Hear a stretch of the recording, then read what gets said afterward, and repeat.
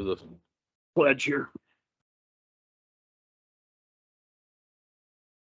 I pledge allegiance to the flag of the United States of America and to the republic for which it stands, one nation, under God, indivisible, with liberty and justice for all. All right, thank you. So we got everybody here tonight, but Sarah got a quorum. I didn't get any changes to the agenda, guys, so I'm assuming this is as is. You have to scratch by it. We can pull the minutes there. Okay.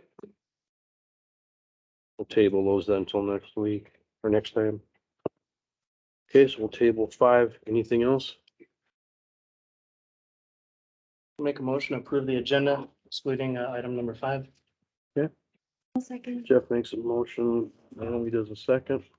Right, all in favor, say aye. Aye. Motion carries. Consent agenda. Any last minute changes on that one, Jim, that we need to be aware of? We got that last.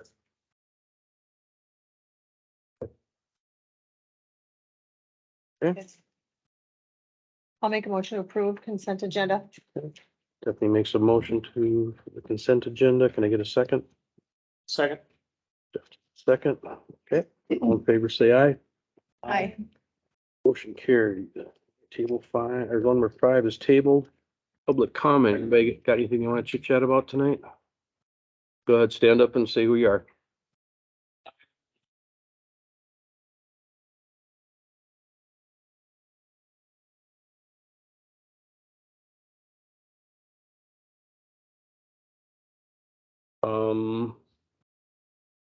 Well, if you got something quick, go ahead, because I mean, we aren't really doing public comments tonight, so on that topic, so if you got something, go ahead.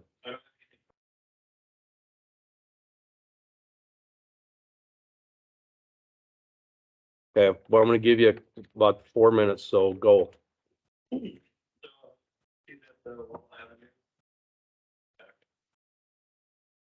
happen to see some of the things that you're gonna be talking about. Couple of questions that I would have that I hope that city would discuss. One of which is, it looks like there's been a determination that from the bridge to the beginning of Lost Acres, definitely be concrete.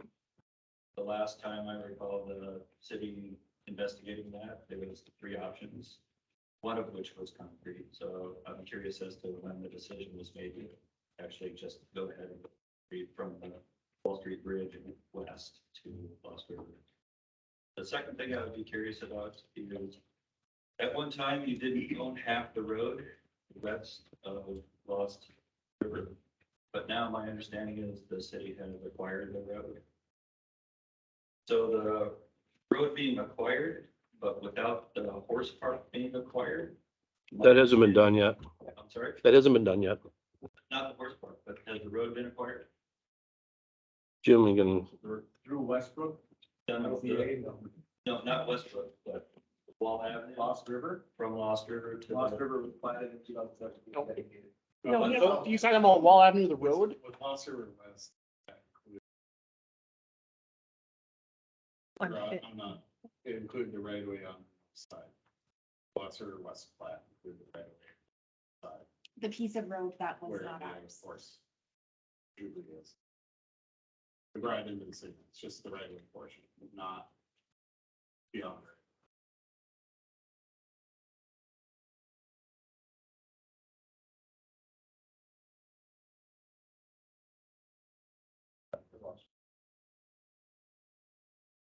Annexation line. That road, right. okay, while he's looking that up, Drew, go ahead. What else you got? So my understanding is the city did not own the northern part of the road from Lost River to the diversion, but has since acquired and annexed the road from Lost River to the division, or to the diversion, and did so without annexing the horse park, which I was told when you guys wanted to do our portion of the road without annexing us, that could not be done. Because I would create 2 islands. It doesn't matter that it would create 2 islands. The fact you said, just patently said, it can't be done. You have to annex us in order to obtain the road. So I'm curious, If you could do that for that portion of it, why didn't you not at the time do that for us and avoid us being annexed into the city? I mean, that's a question for another day, but I want to make the point that you told us it couldn't be done, yet you just did it apparently from the road, from Lost River to the river. Whether or not it creates an island, that's sort Go of ahead. another day, but you said the city said. Drew, hang on a second. Let him answer your question. So the city has to be abutting that property to be able to annex it. So the road right away, in this situation, the city was abutting to the south, so it was able to annex.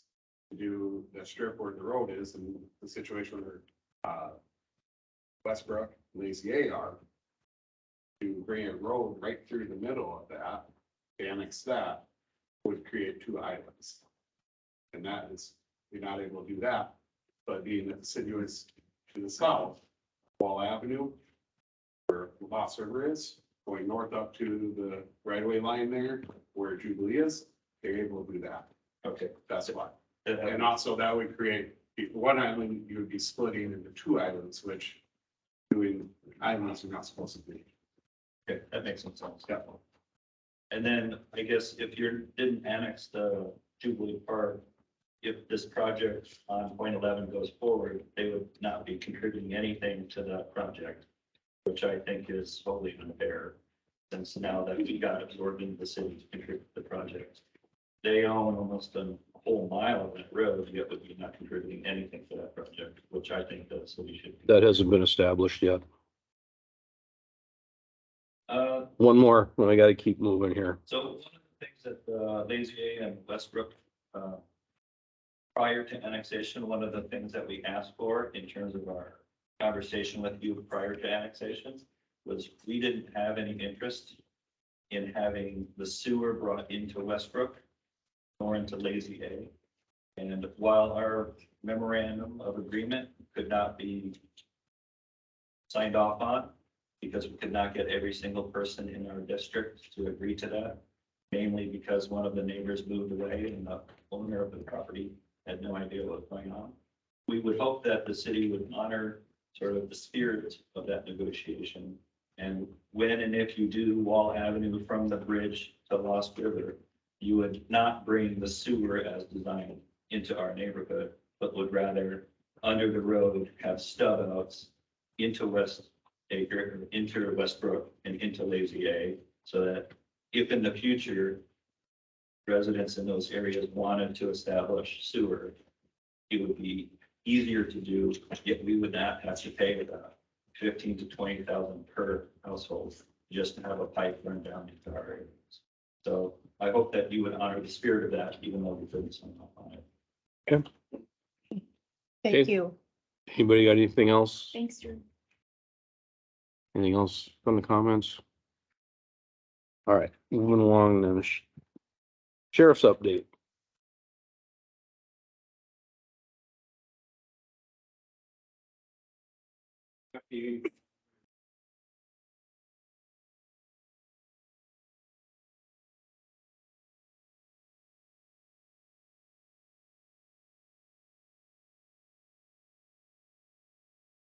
To include target enforcement, several animal calls were involved, have been struck by vehicles.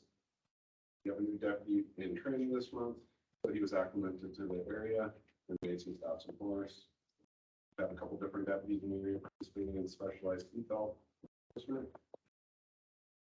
We had more juvenile calls this month, involving two juveniles, one of them are personally have been working closely, but West Fargo Police Department, who obviously is the department responsible for the SROs at the school, so I've been closely with them on the day side. If we can get it out and get them what they.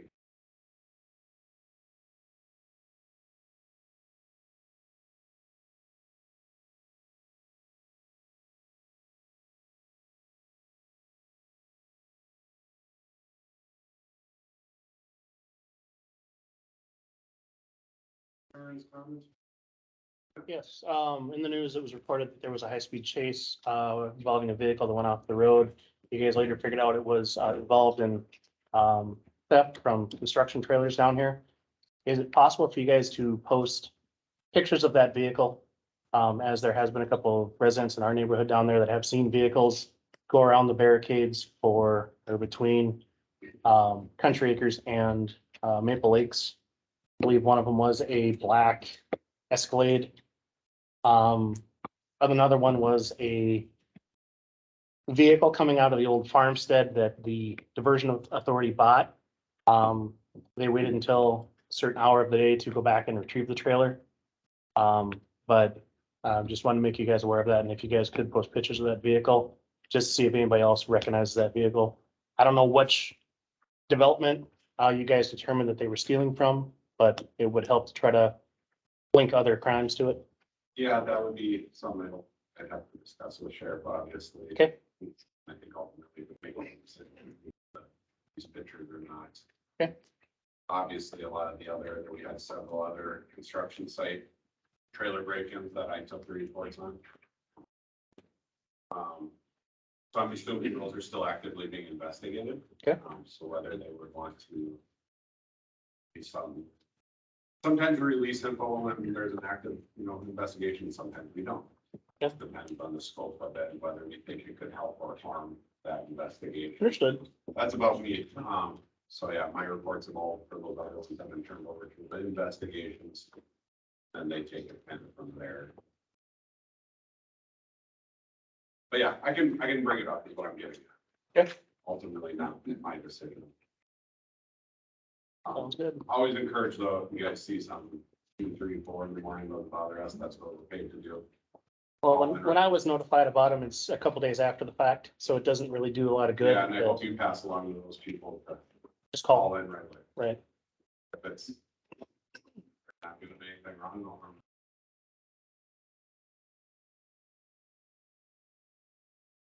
The county, and of course, is growing. There are 2 of us that in the county for 40 hours. Yep. We definitely require the help of citizens. That's our jobs. Have you guys noticed any speed changes around the elementary school? Was it slowed down or are you still having speeding issues I've there? been looking. Yep. Right in front of the elementary school.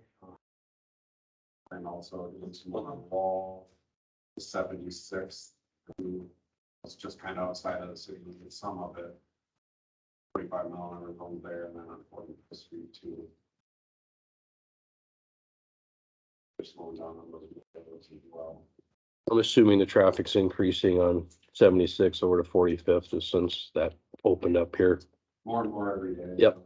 So, which is supposed to be expected. Yeah, I mean, just because of what's gonna happen next year and they put in the roundabout on 64th and people may as well get used to driving 76 east. So, I know I've been. okay. Yeah. I do what I can on it. I make. No, I know. Make stops. Yep.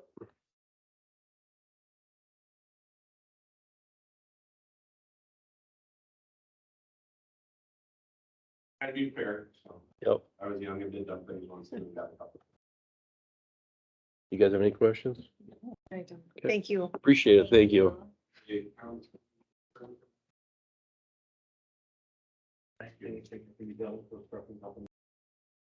So,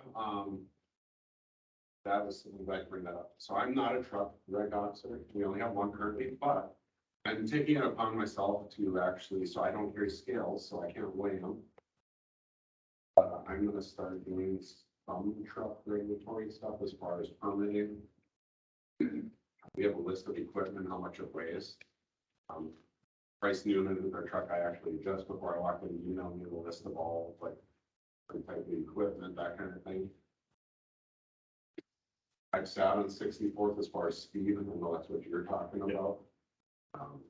They're flying. Yeah, so. Is there any chance you guys reach out to the company to have the company? We have no, I stopped a master construction dump truck the other day. And he told him that he wouldn't get a ticket if he wanted, he called the radioed all the other drivers, but they need to slow down and keep slowing down. You know what the master stuff? That's the one I Or saw. I'm sorry, Northwest Excavators. Northwest, I actually, what I've seen with them, they seem to be doing a pretty good job. I would say, not today, okay. Yeah. I, My kids, right there. but no, I'll be. Oh, I appreciate it. I've got something out there. Yeah, I had tons of different places. Hopefully you've seen me make some And you can stops sit in my too. driveway if you want, all day long. I think everybody over there is holding that. No, it's fine. I mean, I've got. It's almost whenever you're. This seems like there's no control on this stuff. Well, and what I was getting at too is I knew you were talking about speed, but hopefully when I get into doing some of these other things, checking programs and all that, that'll help them realize that we want. I won't be able to weigh them, but I'll be able to stop them. I don't think I have a few trucks giving on the back, obviously that's gonna be over 5,000 pounds of truck trailer. So I can at least stop and see, you know, if they are getting the permits for the city of Horace. Right, that'd be the other thing too. And the over lists and things. Me and Brian talked about it the other day pretty extensively. I did speak with John here about an hour ago. We touched base on, so they are looking at it. Yeah, they're probably for Thanksgiving next week. Yeah, and I stressed it to them again, say this ongoing issue. And we really need to get something resolved here to have some increased presence because even the total number of permits that we received at the council or at the city level this year compared to last year, that's dropped. Even though there's just not more construction activity. Mhm. So we know that there's a definite drop, and that's why we're asking. I was asking them that, hey, we need to get a solution here. Even the truck side, that road is becoming. Yeah. Yeah, and that's what I was stressing to them. So anyways, I talked to them yesterday, or here, I guess about an hour ago. And he said they're gonna follow up tomorrow with their staff and continue to push, because yeah, you've been bringing up the trucks. It's not everything. Yeah, like I said, I do. I know you can't be every day. I don't think they want to pay me that much. Yeah, certainly any concerns or anything, anything where please call. And I've had some problems with, which is fine, people call or text or email me directly, but again, I don't work 24/7. Trying to, as I get older, to keep the work phone off to the side when I'm at home a little more. Yeah, I call dispatch. It's just a little heads up about something, sure, text, call, email. That's fine. I'm just saying I can respond instantly. Instant results, call this. They do have an eye. We got anything else? Appreciate it. Thank you. Thank you. All right, Ryan, you're up. I don't know, did you bring a PowerPoint along or something? Yeah, that should be repeated. Yeah, just making sure, just for the audience here. Just touching base really quick, Ryan Graff here from E2S.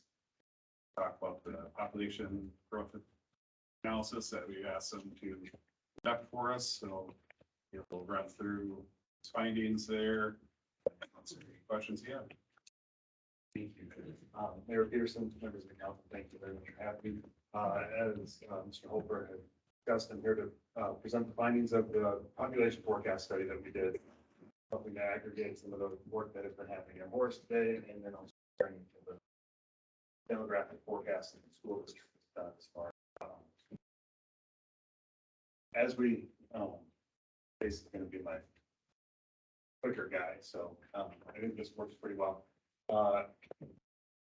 Really, what was guiding the overall forecast itself is in 10 years from now, what does Horace itself look like? How many people roughly do you have, and what kind of is the shape of how they arrive? One of the issues that had come up previously is some of the other forecasts for the broader metro region didn't seem to capture the growth that Horace had already seen over the last few years, let alone the growth that could build upon that. And so that's why we took a little bit closer to look at what population we could see over the next 10 years. So with that, I did two basic scenarios. The first one was looking at the growth in permits as well as the growth in platted land over the last couple of years, since we've seen that uptick, kind of that real shift in how permits and plats have come in for us. From there, we also then, as I said, mentioned, looked at the school district-based growth scenario. So using their student enrollment forecasts, those are based on population projections for the West Fargo student. They have some information there on Horace, and so we looked at that to kind of bracket what potential growth we could see within the community. Neither of these are going to be exact. In 10 years, if you have the population that I put down there to a T, then I think I probably need to go do something else with my life if I can get that far. But importantly, I think it really does help you gauge the order of magnitude that you could see over the next few years, so that you can really start planning accordingly, given the resources that are at your disposal, and how you can really help set the city up for success over that time period. Here, just a little bit of background. I put the population from 2000, the green ones are census numbers, 2017, 18, and 19 are American Community Survey. A slightly different study, but in both of those, what you've seen a large growth between 2000 and 2010. And then based on how a lot of the growth in Horace has come in over the last couple of years, you don't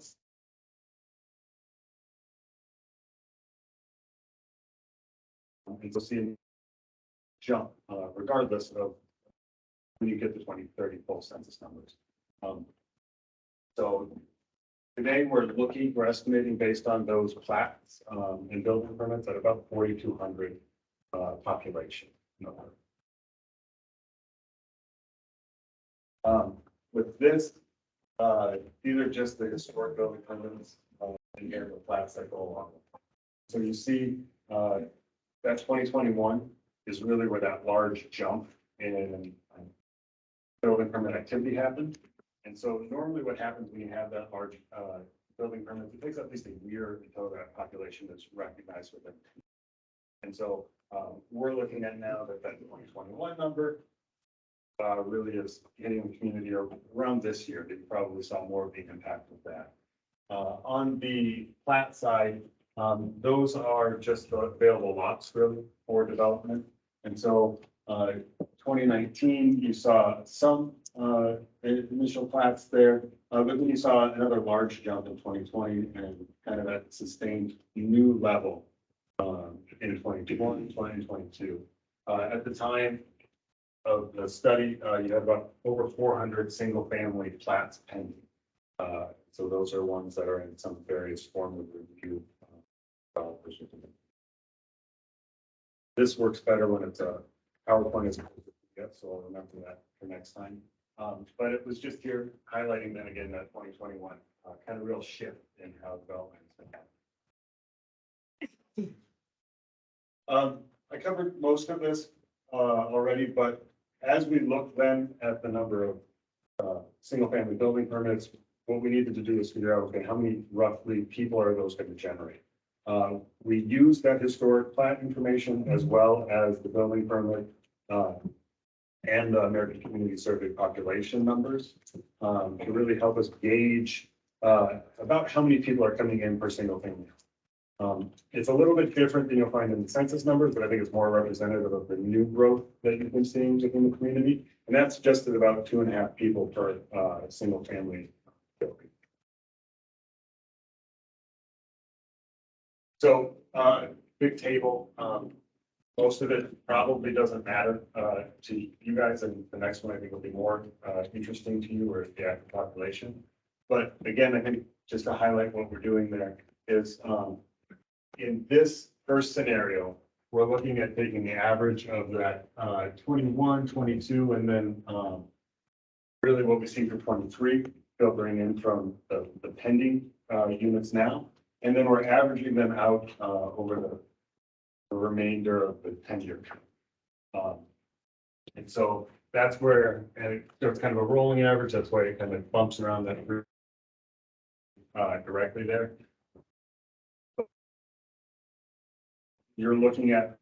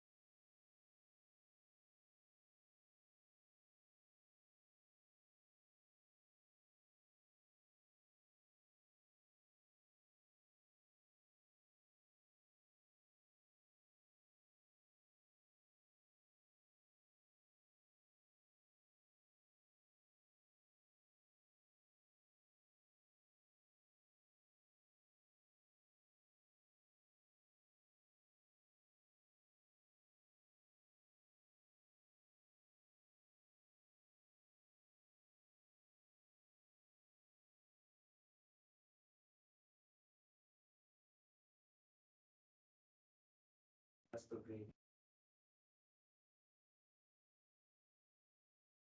November 1st of project.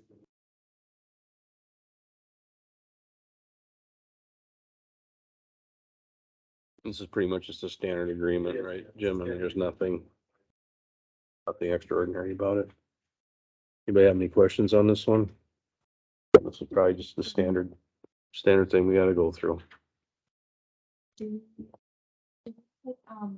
Like the cost of like liquidated damages in these reports. This one doesn't have it, but it's in the construction agreement. So the agreement has completion. Liquidated damages of $2,500 for failure to meet substantial completion, $4,000 per day for failure to meet the milestone. So that isn't part of what you're looking at now. That's part of the agreement with your contractor. Okay. So it's up to this agreement would enforce that, or allows us the ability to enforce that. Okay, But they did actually start last week, Tuesday? Yeah, that's good. okay. Okay, any other questions, concerns? I'm just gonna look for a motion to accept the, service agreement. The service agreement for, 2022-11. So anyone may make some motion, can I get a second? I'll second. Kathy does a second. All right, all in favor, say aye. Aye. All right, motion carries. And Jim, you got that one. Catherine High Department here to discuss the roundabout at 117 and 64th Avenue with you. That time, we talked about the potential detour routes being that 17 will be shut down completely. We had talked about three areas of a potential. Go to the location now. Right, for the flag. So they talked about three potential detours: 17th Street, which is 9th Street, 9th Street south of Fargo, 62nd Street, which is in Fargo, that's the one over by 17 and Veterans Boulevard, 57th Avenue, that. So at that time, there wasn't any cost analysis or any estimate to improve these roads. 9th Avenue has been in the works since 2018 when it was originally brought forward. Did go through and update the estimates from 2018 to urban, for a rural section, a concrete and asphalt section, I think to be quite a bit. So 78th Avenue, the rural section is around 450,000. Maybe asphalt and concrete, anywhere from 1.3 to 1.9 estimated cost, but that's the end all be all. For the most part, it would be completely building it out. It wouldn't be just for a detour, it would be for development in that area. The second option is 62nd Street. The county had brought forth an estimate of around $12,000 for gravel. That's a little bit light, I would say, due to the fact that it's a pasture right now with like tree growth and everything in there. So based on the numbers that we've gotten for 78, I just ran those through the link and we got, $250,000 to probably to build it up as a rural section with gravel. They're ranging anywhere from 700,000 to $1 million for an urban section, fully built out area.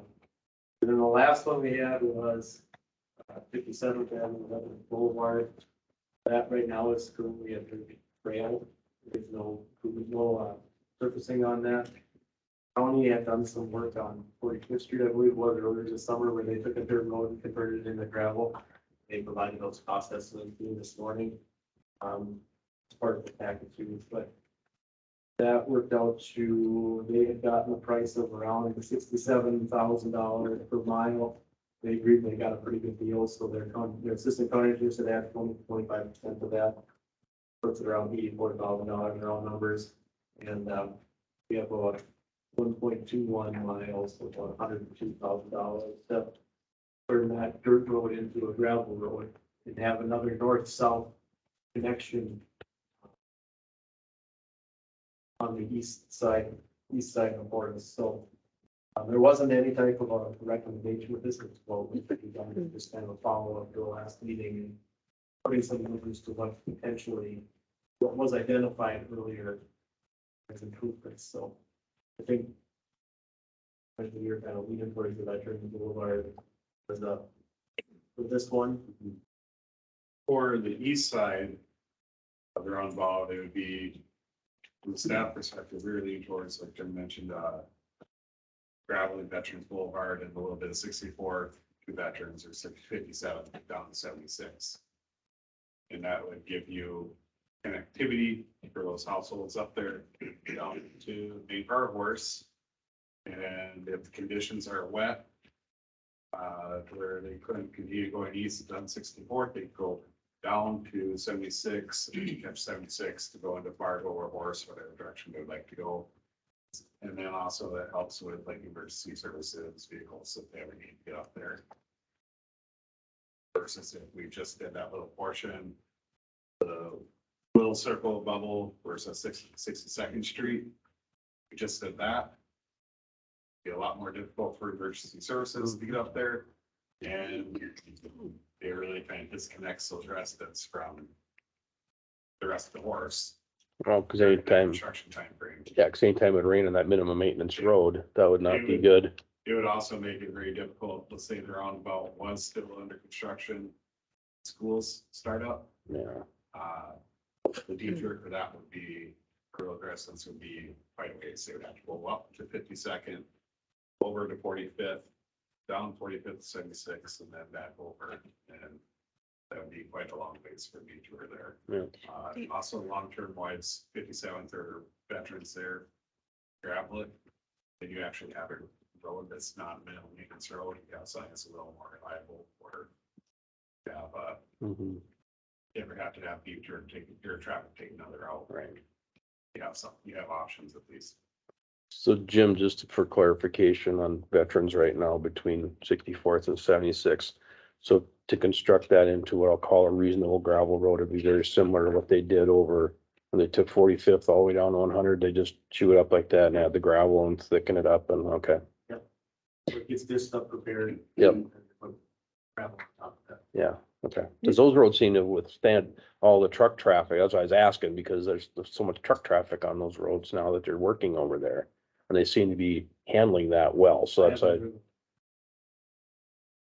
So, Yeah, that's where Jim's numbers. got Yep. from the County. That's what I- The actual project there. yeah, that's what I was just gonna say that's what we're kind of looking at. So we get similar pattern there. So we have something that would be better constructed than that temporary road we did a couple years back type of thing. So. Do we have a time frame for how long they think that the roundabout construction is gonna take? I mean, are we talking the entire spring, summer, fall? Are we talking a few Start As months? soon as they can. They want to bid it in December. Okay, Started as soon as they can in spring. Get it done by state, that was part of September. Doing as hard as they can to get it up before school. Mhm. okay. So we're talking about 5 months, I So suppose. that's the middle of. August. I think. August is what, yeah. Starts. And hopefully we don't have a late spring. But it very much is dependent on. Yeah, spring. that's Last the year's thing. work didn't start until June and it pushed everything back, but, Mhm. sounds like they're sequencing of, I guess it's gonna get to the contract, part of the sequence, but getting that roundabout done, being open, and then up to the box culvert or the bridge replacement, because that isn't even gonna show up on site on the first. But at least it would For open. the bridge Yeah. portion. Okay, so they maybe aren't necessarily gonna be done at the same time. It will- They won't be done at the same time. So 64th roundabout's gonna be open. Okay, I guess I didn't totally follow that. Okay, so we're not looking at a complete shutdown of both of these areas at the same time this summer. Next, So There could be. there could be some overlap. okay, Because there will probably be a time when the roundabout is still being worked on, and they have to start the prep work to bring box culverts in. okay. So at that point, when people in Riverdale, Wood, Horseshoe can't go north, Mhm. Clear Creek Estates is their main outlet. So getting back south. Yeah, Could you speak a little bit to when you talked about the 78th 9th Street detour? Do I understand correctly? There is also, in conjunction with that, is there also discussion of paving 64th out to that area? there To the- was in to the west. 2018, that's why I think it's updated. the current numbers, because at that time, there's a portion of 64th that's not level, or that's not paved right now. Right. So, at that time, we were gonna do the whole thing with all the paved connection. Mm-hmm. I just can't remember. The numbers I gave you were just for doing 9. Just for June 9th. Okay. And is it, do you feel that they both have to be, if we're going to do it for detour purposes, do they both need to be done in conjunction? Does 64th need to be paved? You're gonna leave 9th gravel. I think if you're gonna, such a small section of, probably do it at the same time. To try to find another mobilization sometime in the future. But why would we pave a detour? Well, it really isn't. So you're At gonna, that point, it wouldn't be, It's it not wouldn't that- necessarily be a detour. so you're gonna make it a detour, but you're gonna keep it open. It would is what you're be, saying. rather than making an interim detour road, it would be constructed and done. Instead of putting gravel down and then ripping the gravel up a year or two later, if that. To put a road in. You just put the road in, so it's that. Are we taking action on this tonight? The, I The- feel like I just need, like, I think I need to sit down and I'm not quite following some of this. the detour route to the east. Would be beneficial. If council.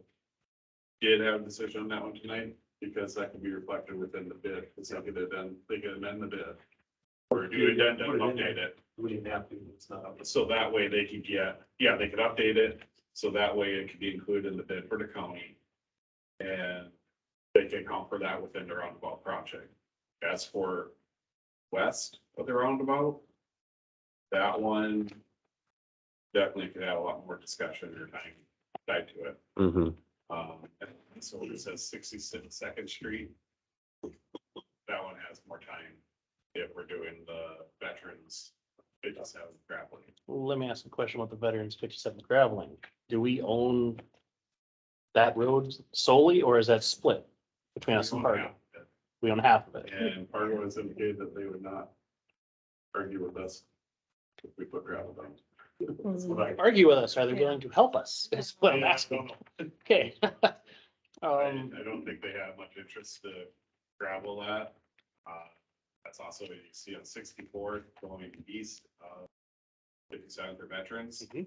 They actually stop the gravel about a third of a mile. It's minimum maintenance, so if it's wet, I would not drive that road. Understood. And also discourage traffic to take that road anyways. They should go on 76, but hopefully it'll push the traffic if there ever is, whenever there is, down 76. They don't make decisions, destroy a mud road. And so what are our funding sources for these detour routes or improvements? And I guess what does our contract look like with the county for this process? Company has indicated that they would be willing to put 12,000 per detour, basically tied to the east. $12,000 towards that. Their method for calculating that is saying where you see 62nd Street, that little section there, I think it'd be about $12,000 worth of gravel that. That's the shortest section. Yeah, Right. I don't know if we really agree with that. It'd be necessarily 12,000, as Jim mentioned, you'd have to clear out vegetation, prep it and everything. But they looked at the city could cost share on that. If you go, but if you put that 12,000 towards veterans and a little bit of 64th there, I thought that would be more beneficial for the city. As for how we pay for that one will come on sales tax. That's the easy sales tax project. The stuff to the west and the little bubble 62nd.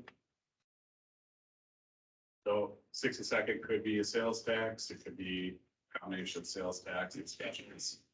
When you go farther west there, 9th and 64th, that's the funding hasn't been determined how we pay for that one yet. It could be a combination of sales tax, specials, and other planning avenues that we have.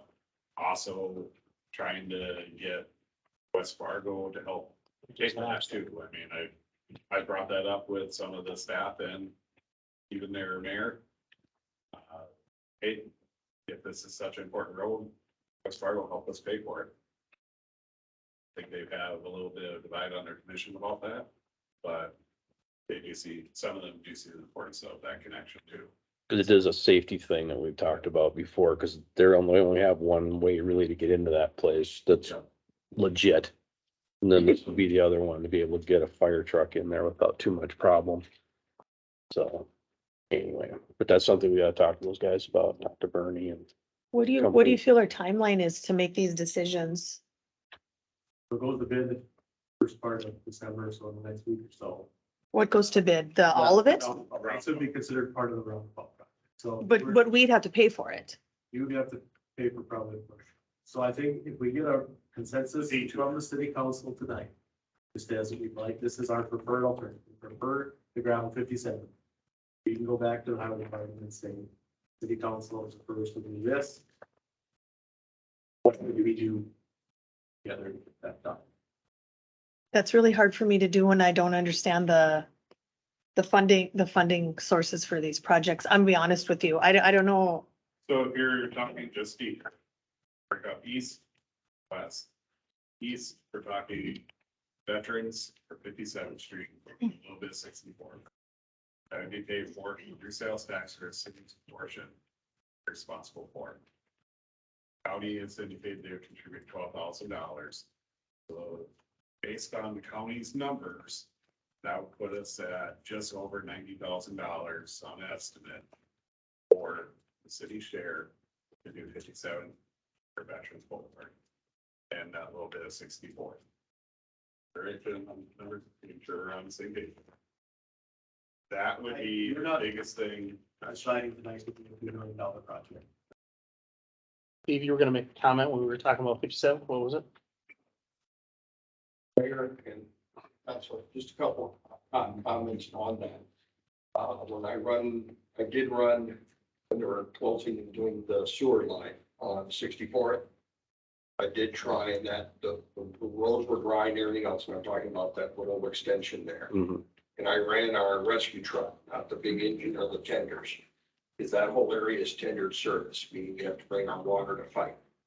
And I put about a 1.5 to 2 inch wheel rut on that ground, with it being dry.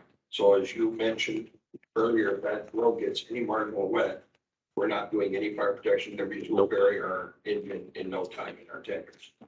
That's item one, nor could an ambulance get down there. Right, that's what I mean, Yeah. it's off limits, basically. And that close off that area. An area of concern I have is how fast could that area get gravel? That is our shortest distance to that area.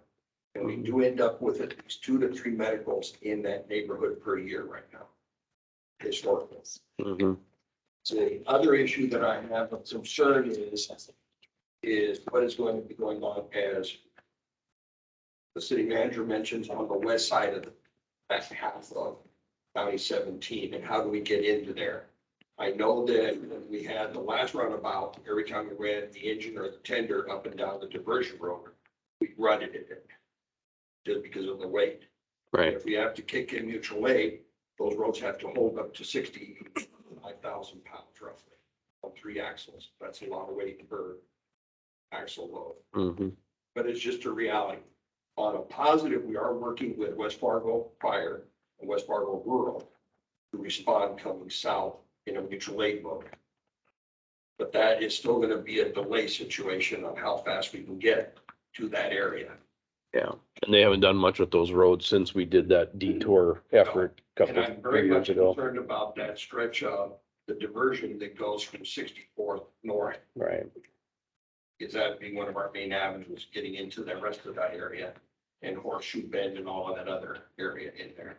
I think a discussion will be had, opening up.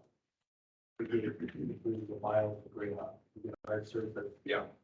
between. Out that west side. And as of right now, I am staffing this with interstate engineering, Jimmy, and city engineering support staff. So we are staffing it to try to figure out how to work it. But okay, if the gravel, or I should say, the veterans and the Black Hawk are whatever we want to call that stretch of road, does not get done before they shut the roundabout, we've shut people off from emergency services or hindered it significantly. Right. So I think you just asked about timeline then. Is it feasible to get it done before they start the roundabout? Now we can tie it with the roundabout.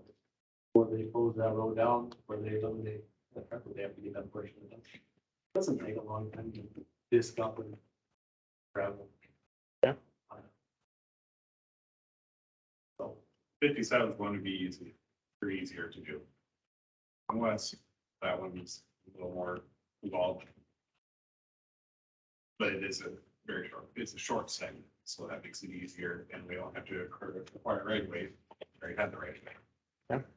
I think it's like a quarter mile roughly. Short, or a little more than that. A little bit less. Yeah, okay. From what you just said, though, you gotta acquire the right of way for 57, is that correct? 57. The right away, I believe we have for all three locations here. Okay. There's platted right away, there's a 62nd there, we got platted right away. West stuff, continuation of 9th, we have platted right away. And then 57. It's right away, otherwise it's section line road, 33 feet up, so like section line road there, so you got. You have to put it down for a little bit. I think we should strongly consider getting the east side in tonight. Get that in the part of the bid process. This was another conversation to be had with West Fargo to see what we can do about that 9th Street. So When did you say the bid had to be in for the county? They're gonna try to work before Christmas. So 3 weeks could advertise it, so.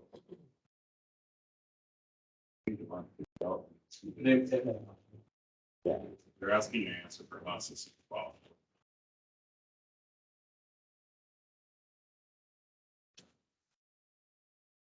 Well, I guess I'm not really comfortable of doing anything with the West at all. In my opinion, I would like to have a little bit more discussion with West Fargo. Definitely, I don't know how you feel, but that's fine. We can, I can set that up when we have that talk. I just wanted, I'd like to get there on this too, what we can do. It seems more complicated and problematic. I mean, I guess I would need to understand the funding sources before I could really comfortably, those are big numbers. The West. and as far as on the east side, you're saying Fargo's doesn't care? They're just gonna, Did you even approach them, or they just said to go ahead and do it? They're just not gonna help fund it? Knowing what your issues are or what the council issues are, but further south. Where you're. I mean, they're part of Cass County. So if it's a county project, I don't care. So it's a toss up. East side. Gravel, We can I think gravel, you guys gravel, one year, Fargo gravel's at the Right next. down the middle. So it's kind of a horse trading. Right now, the forest grades it and Fargo moves the snow or vice versa. They gravel. Oh. well, I mean, I feel like this could be a shared venture. It is a county project and it is partly theirs.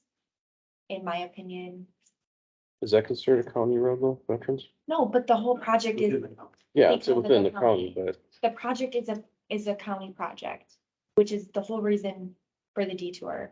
The detour has to be part theirs and part ours. I understand that Fargo probably isn't using it, but it's their road. So I personally would like to see what they would be willing to help with. How about you? so if Yeah. they say no, then what? I don't know. Okay, but I mean, we have to be, I think that it's a county project. So we're stuck in the situation right now where we probably need to vote on something because you said it's going to bid very shortly. Or you do it as a separate project that you're not. Understood. it'll be more.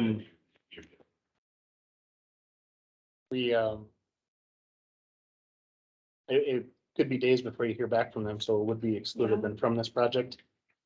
No, because you could be had to be a really need to do. It's not a big. Some quantity. Yeah.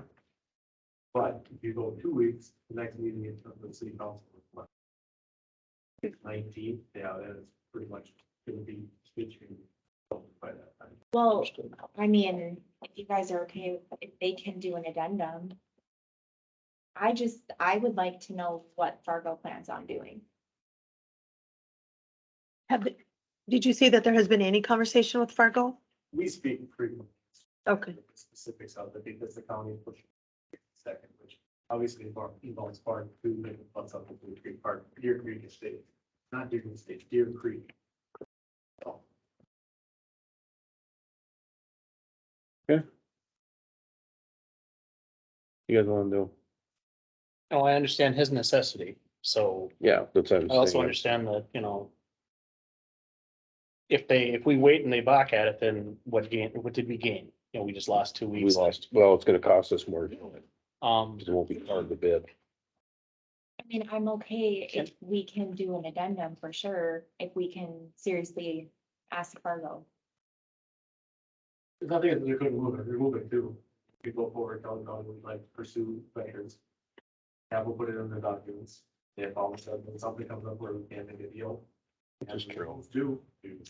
Or if like a We'll cost, put it as an alternate, not award. No. or if a cost estimate comes back exponentially higher than what we're looking at, We've done that before. we have an ability to, Well, Well, I guess- Anyway, you can still do it, just, it's automatic, Automatic. it's automatic at 40%. Okay. so as far as looking for a motion, are we only making a motion tonight for 57? Anything east, you said, 57th and 62nd, or what are you looking for tonight I specifically? think we should have one that for two gravel veteran boulevard. Yep.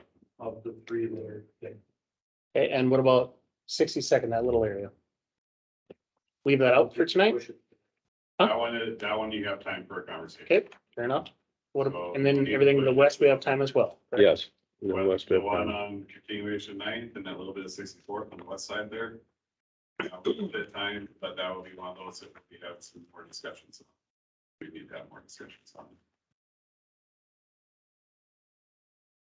So I'd recommend that we do that east on Veterans Boulevard with this, with the, you know, assumption that if something goes sour, we'll just pull that So that, out. that area 9, might hit up too much or anything, I just want, well, we have been approached by that landowner developing that. And who is that? Discussions Gabbard. been tabled while they are getting through with their other developments, their Cup 2 and River's Edge 2. Staff, we pushed for that, we're, hey, let's get those 2 done, figured out. Because at the time when they first submitted Cup 2, they brought forth 3 developments at one time. Well, then why can't that be just part of his development then? Well, The it, timing is. the time is good. It's all falls into place. When you've got that volume of work going on in the area. It's Well, coordinated. but it's kind of interesting that he wants to do it, but he's just gonna hold off then because we're gonna do this project and then there's a road. no, we've actually pushed for that development. Hold off, because they were pushing for 3 developments at one time. That happened now. And that one was the most complicated part of this one away from The other two. actually happening, the other two, for the other two actually complete a lot of connectivity. I see Naomi's point though. I mean, I recognize we're doing the project, but I mean, again, I guess my questions come back to funding sources then. We're really focused on the 9th, I guess. Right. But then we I don't. mean, need to it's worry about undeveloped land that, and you're right, if we're not gonna worry about it tonight, tonight. then Mm. I'm fine, but that does seem a bit, I would need to fully understand who's paying for that road.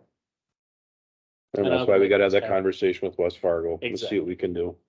I'd rather that. And then, conversation. you know, we'll talk to the developers too, because there's 2 of them that are probably gonna, Jim Bullis is the one that's doing this, the stuff to the north, and Don is one of the ones who developed that, so we'll have a conversation with all of them, see what we can come up with. But let's not worry about that tonight, then we'll see what we can do, having conversations with those folks and see what we can come up with. I'd say we focus on Betts Boulevard. I think we get that one included in the bid. So you have approximate cost of 102,000. Do you want us to have a not to exceed, or what do you want? And 12 of that was, I think we come back. Bid it, I'll come back if it's. I'm just trying to figure out, how do you want me to word the motion? I think you bring the motion. Preference. 257, with the county in Fargo. And including with the, Honorable county project for graveling. For graveling. No, on both lines. With Fargo. I'm gonna do my best. Just say so. So, I'm gonna make a motion to, include the work suggested for 57th Street South Veterans Boulevard. Dependent upon the discussions with, cost sharing with Fargo, and to allow us to back out of that if the dollar amount for that addition to the roundabout project is too high. You have to say, I mean, what are we, when you say too high, like what? Well, I mean, he gave me approximate, that's why I asked, Yeah. what is a too high number, Jim? You're gonna get the opportunity when it's back. For the project. Okay, Yeah, So so that's why I'm saying I don't know if I get. Too- hung up on too hung up the on it? number. All right. That's fine, we'll go with that. Okay, did you guys get that motion? 57 / Veterans Boulevard graveling, West Fargo cost share and to review cost before awarding. Okay, so it's Jeff's motion. Can I get a second? Okay, Naomi does a second. All right, so all in favor, say aye. I, All right, motion carries. So we'll do some more discussions on 9th Street, then see what we can come up with for maybe, or hopefully the next meeting. If we can set up something. All right, number 11, Jim, you got this one too.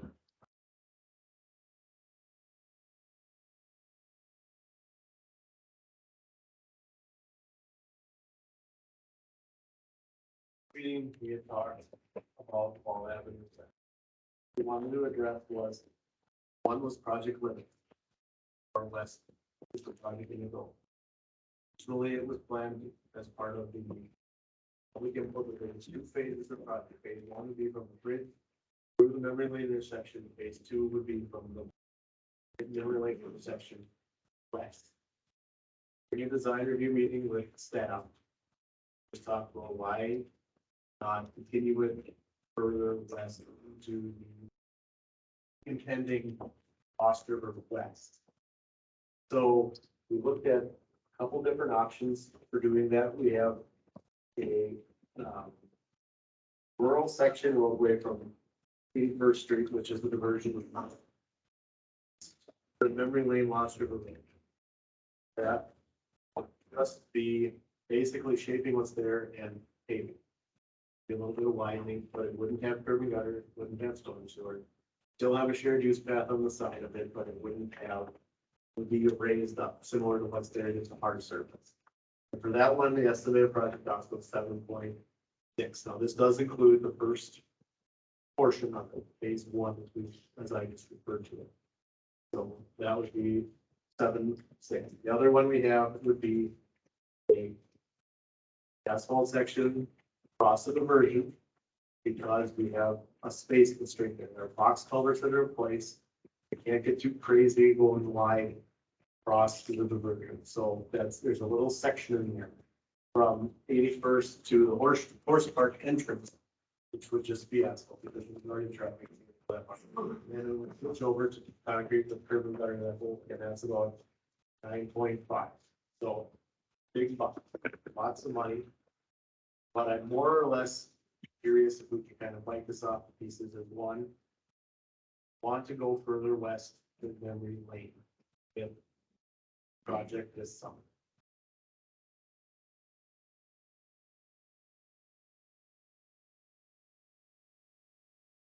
Something I was gonna ask was, Hey. how are we getting, I mean, is Jack gonna be, has he talked any more about what he's thinking about doing further west? So at our board meeting last week, he indicated one more. Okay.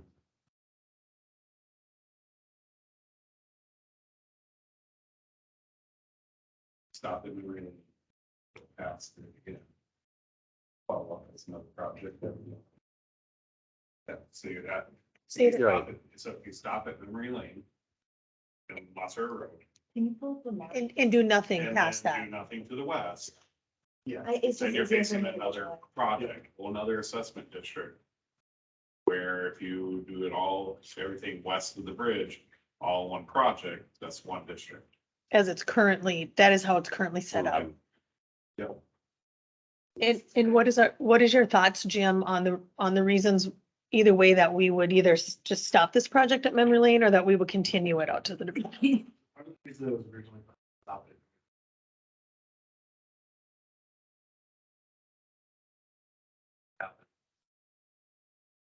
I'll put use the third entrance into Lost River and continue it, knowing that Lost River West is coming along. Because when this project was started in 2020, there wasn't any inclination of jumping the diversion to the type of residential housing because they have that diversion there. So what we're talking about, you can keep it there, James, on the left side is 81st Street, and you can tell the diversions there. There's the big tree access. Our side does, so basically from where his finger was to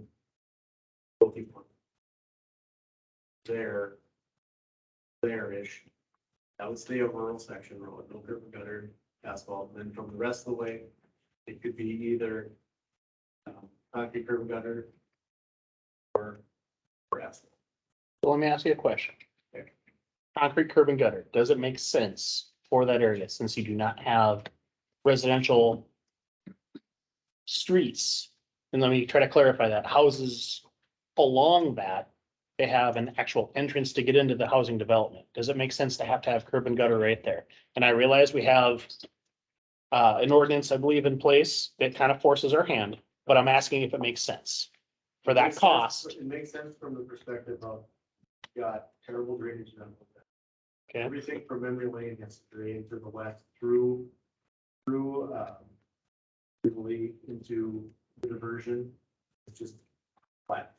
Doesn't work very well. So we could put storm sewer in there. Get some of that water, lower the road a little bit. We get that water into the system, a lot of ditches, not standing around, not just sitting there. So And the cattails and all that stuff Yeah. that we're dealing with. So In the ditches, you can move- in the ditches along Wall, there's cattails in the ditch?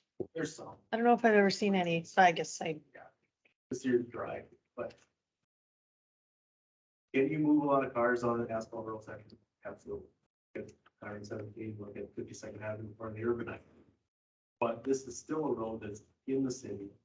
It's in our, actually, it's a collector in the city. It's not a rural. It will have houses on both sides of it. Rivers Edge Second is coming from Lost River, 7th edition, West Lost River. So it's functions as an urban road. understand what your point is, but what I'm getting at is you take a normal city block right here, you have curb and gutter in front of these houses. You take that road right there, their curb and gutter are actually on the inside of the actual housing development. That whole area, the whole long ditch right there, I understand the drainage point. Okay, I'm looking at cost. That's a huge cost for, I'm gonna say aesthetics right now, right? You don't like the look of the cattails. I'm just wondering if that cost benefit is there for that road. That's all I'm asking. Jim, how much lower would they lower the road then if we were gonna do something like Maybe that? But, okay. it doesn't get lower than grassy mountain because there's utility and stuff they're gonna run in there. Yeah, cause I'm just thinking there's, ditch It's is not, pretty good. it just can't be lowered down completely below. Yeah, okay. And can you speak to a little bit, I think it might be the next slide. And maybe I missed this, but in my packet, maybe it isn't. The next slide is, work on memory lane itself. Storm sewer. That's all that is, storm sewer for an outlet. Okay, for Wall Avenue And drainage. we would put in some provisions to pick up some of the ditch drainage in River's Edge second, or River's Edge addition, not second. And, Because and was I thought they said some of that was gonna be addressed in the River's Edge River's second. Further north, so north of the treatment plant out there, that area, Okay, gets some relief through River's Edge second. This happens to be just we need the pipe to get the storm sewer up to the river anyways. So by having provisions to go across the road there, this cleans things up in that part of the. are we, But that area right there, that part doesn't really have a lot of standing water. Not on that part, right as you turn. This spring, I kind of agree with her. So that, those houses weren't as It's badly the houses impacted where you go in. further in. Yeah. So you're looking at 150 feet of storm sewer in the pipe. Is all Off. the stuff that goes along the road has to go in. So there you're talking That- about that where has to the be- drainage is really bad and River's Edge. Mhm. Yeah, that's farther north, and that is part of the River's Edge second Yeah. edition project subdivision that would be addressing drainage. Wall Avenue, this is what I got from Jim saying, they need to run a pipe up anyways to connect to the river. And have we had some drainage issues in this area? Yes, we have. There are one or two houses, I believe I have seen cattails in, around there. That would clean up the drainage for them. Get it to the river quicker. It's a super minor part of. okay, I was just gonna say, But they also have to pay for that too. I was gonna Those say, people. do we Is get a anybody little- Here from that area right there? I mean, I just thought, do we get a little, to Naomi's point, I mean, do we get a little sideways with additional, maybe not, additional costs for the Wall Avenue project, improving drainage for a much more private residential road? Do you know what I'm saying? In the special assessment district?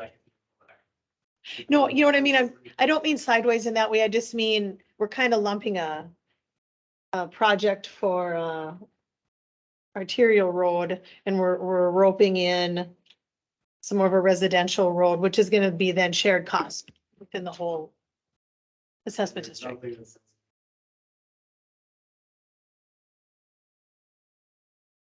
Go ahead, Russ. We've been doing in the city when it talks about River's Edge two, helping out River's Edge, part of River's Edge one. Because we're going back and we're fixing the sins of the past. yeah, Okay. We've never had that problem if we put storm sewer in to River's Edge one. We right. wouldn't have,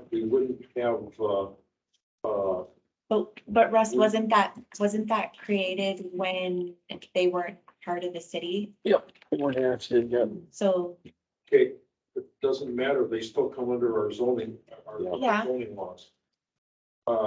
We wouldn't be using neighborhoods around Adelman's to fix Adelman's.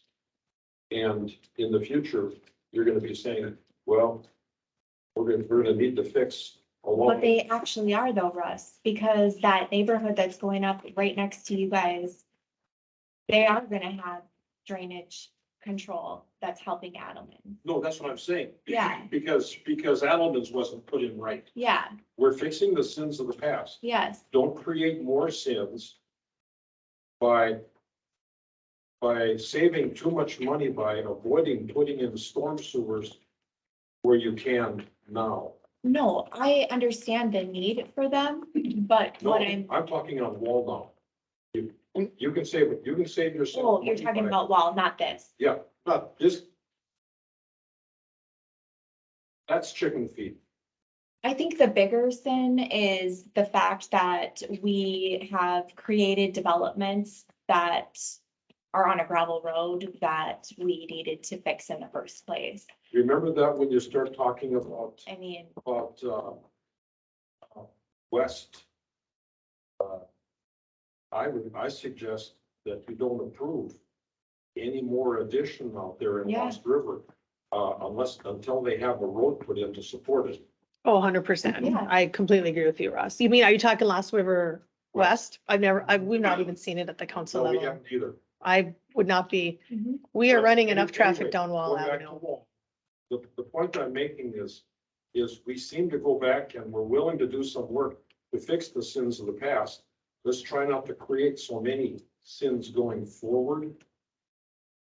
So you're saying you think that that area should be curb and gutter, That area should have storm sewer, which means curb and gutter. curb and gutter.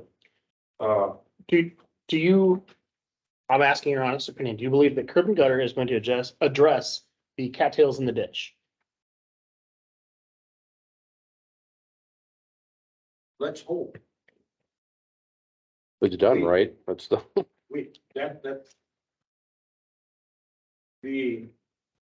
The lack of the continued use of ditches. County Road 17 is a beautiful issue, a beautiful example of it. Using County Road 17 ditches for drainage. I saw more water in County Road 17's ditches this spring than during 97. Oh, I agree. Because we've put in a lot of impervious, we pumped everything over. We're draining everything into that ditch and expecting a couple little pumps over on the river to handle it through some minor culverts. I have a really dumb girl question.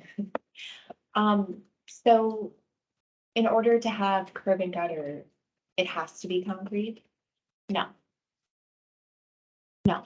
Have So, discussions with the city council, and if we're gonna do it, we're gonna do it to a concrete standard, not to, for arterials and collectors, be concrete. I mean, I'm not sure, like, when we start talking about concrete for this road, I mean, is it absolutely necessary, in my opinion, to be spending, for longevity. yeah, but how? I don't know what it is with us, but in Horace, it seems like we just love concrete and we just want to concrete everything.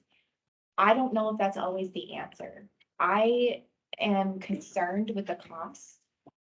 And I'm sorry, but can't a asphalt road last you over close to 20 years? So Word that was This- just- Right, Third so if we're cost. maintaining, I mean, this year up in Grand Forks, for the,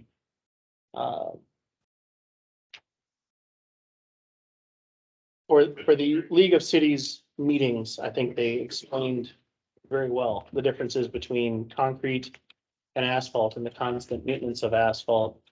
By the time you're said and done, did you save a lot? Just because of how quickly it can deteriorate, how much you have to maintain it, how much every year. And the cost of maintaining it every year, stretched out over the lifetime of the road, what did you gain? You've used a lot of resources from probably the city as far as patching or crack sealing. And is that something that, you know, you want to pay for a small amount every year for the next 20 years, 25 years versus not having to do a lot of maintenance for the concrete? And I'm not trying to shoot you down. But I understand what you're saying. It might take more maintenance, but if you pay it all up front here versus a little bit here and there, I mean, what do people want? I am not sure. Agreed. And so right now I see the cost of everything continuing to rise, never actually going back down. If you bite the bullet now to pay for something, are you still spending less because the cost of materials and goods keeps going up? So that is the other question that I always have to ask myself, okay, if you have to repair that road however many years from now, are you going to be paying more? But I think that's what they were getting at when we were talking to League of Cities and they were going over the road differentials like that. Over time, you're gonna spend almost as much or more on that asphalt road than you would if you did it with cement. Do you agree with that? I mean, we had a conversation and, you know, in old PowerPoints that we had on the subject, asphalt pavement, a lifetime span is 15 to 20 years with regular maintenance. And a concrete is 25 to 30. That's without, Up to, that's too short. which one is too short? Both of them, okay. There is, you have to put maintenance asphalt to get back up and keep it in a. But I mean, you concrete, it's probably 50 years old, 30 to 50 years. Okay, Asphalt pavement, 5 years, you chip seal it, 10 years. Seal, and it's you just, standing up. but it does depend, you look at Chestnut, fighting Chestnut since 2017. They have massive drainage issues though. Yeah. That's already, special things been paying off, it was I know, they also have had a lot of drainage problems. I guess a lot of drainage problems. up there. one thought I'd like to bring up for discussion is, I mean, look at CAS 17, look at CAS 14, look at 52nd Avenue before they upgraded it. They were asphalt. They held up really well. They moved a lot of traffic and they're still moving a lot of traffic. So I question if money was no object. Yeah, I mean, I would absolutely do concrete curb and gutter if we didn't have to worry, but this is a lot of money. This is a huge amount of money that are gonna mostly be shouldered in a large assessment district for Wall. I question whether we need to do, well, The whole. the whole thing, and maybe do we even have, like Drew, I guess, kind of mentioned, I mean, we initially did have a quote back in 2020. I mean, was there discussion at that time for an asphalt urban section from the bridge to Memory Lane? Do we have a current quote like that? I'm not. Okay. And what's your thought on why we wouldn't do that, or would we look at that, or why not? The, subgrade port. Just in that area? It's putting underneath there. Because it's close to the river. Yeah. Jim, let me ask, so what's the, I mean, the ton rating on like 17? I mean, what's that thing? rated for? 17, don't use 17 as. Let's use Right, 14. 14 's was probably built- better. 14 was built really well and the base is really built up. So 14 is a 10-ton road. say again? 14 is a 10-ton road. Okay. I just remember them building it up to initially put that road in. I shouldn't say initially, but to build it up. It was very well built as far as a asphalt road. Is doing that going to just pretty much get you to the same cost as concrete? That's a big thing. Okay, that's what so to build up a road, But an is it asphalt gonna- road to hold the weight that we need, it's going to cost a lot. It'll be very similar to concrete in the end. But is Might that, as well say, so there, the numbers provided there are Mhm. for a typical asphalt section. Okay.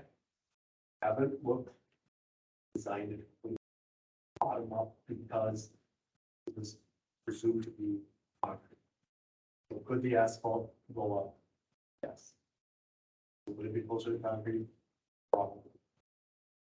Is it gonna be apples to apples? Is it gonna be right on par? I don't know. Yeah. $1,000 a ton is what asphalt was in the last DOT bill. And that's higher than when last time it was like $800 a ton was 7 years ago or thereabouts. So $1,000, it's typically around 500. That's double for asphalt. and those thoughts are included in these bids. And I think we also need to remember, there's never gonna be any commercial or industrial on that road. And Wall Avenue East is asphalt, and it seems to be holding up fine. There are discussions about the CMP about taking care of all that.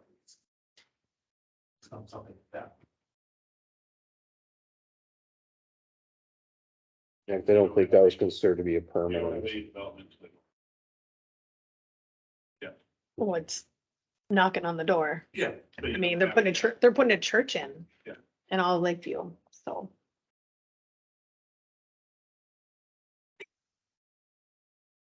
So I'm sorry, Jim, are you asking us, is our first question, what do we, A party of with anything or with concrete, asphalt, a anything? party. Something in there that to go to, or it needs to stop somewhere, but. We'll live. And so our bids show all the way to 81st. Right? The alternate 1 and 2 bids show asphalt rural section, which is no curb and gutter, correct? From 81st to Memory Lane and then switching to concrete curb and gutter. And then alternative 2 is asphalt 81st to the Horse Park entrance, which is basically the last entrance to the Lost River. Yeah. I know, but so if Lost River West is coming to us, They're in Like this he's- assessment district, right? so then. Like Russ is saying, how we can't just add another development without road. Well, you guys want to just go straight to the first entrance then into Lost River? And stop there until they figure out what we're doing further west. I'm sorry, say again. We want to just go up to the first entrance in the Lost River with this, and then we wait and see what's gonna happen with Lost the River. development to the west. Would the And then bring it in assessment there. district stay the same? I think we'd have to, Because I don't want to do anything, like Russ said, with Lost River West without a road. I really don't, because I am gonna deal with, No. this again. With, as far as all of the dramatic upheaval of road. If we did do that and we just approved a project just to the Memory Lane, Lost River section, like you said, and then we created from there west at a different time with a second different assessment district? Is that what would that assessment district look like? Would it be the same one, just phase 2? For these people? Or- Very well. plus including further. This one already goes to that area. This version. Oh, did it? I couldn't, okay, we went that far with it. Because Lost River West is in that. Is any of this additional, other than the horse park, on annex land? Is this land all annexed? Pretty much. So the only spot that it's not in the same limits to that district boundary, I believe, is, it's Jubilee. Just the horse, just Jubilee? Okay, There you go. okay. I wasn't sure about some of these properties. Jason pulled it up. on the screen, here, tried to okay. here, but I believe that stop north of Wall Avenue, east of 81st. Okay. There's just a little portion on that intersection there, but the rest of it is.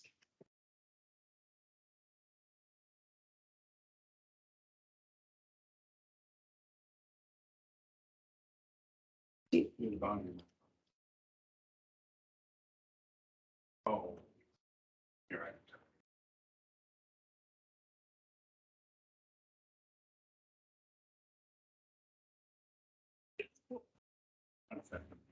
Stephanie, where'd you get that? I don't remember. Is that in here? or is Yes. that old? Yeah. No, I printed it. Do you want to see it?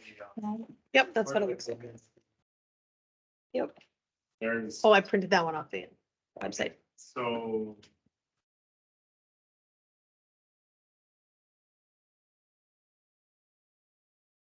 There are a few properties that are not in the city, they're in the district. You have Jubilee, and you have one just west of Jubilee. That farmstead there. Farmstead there. The diversion authority, like to annex in the channel, so we can see them on that district boundary. And then, down by the big tree, just right across from there, there's one two properties right there, 2 houses there. They're not in the city. Other than that, the rest of it is.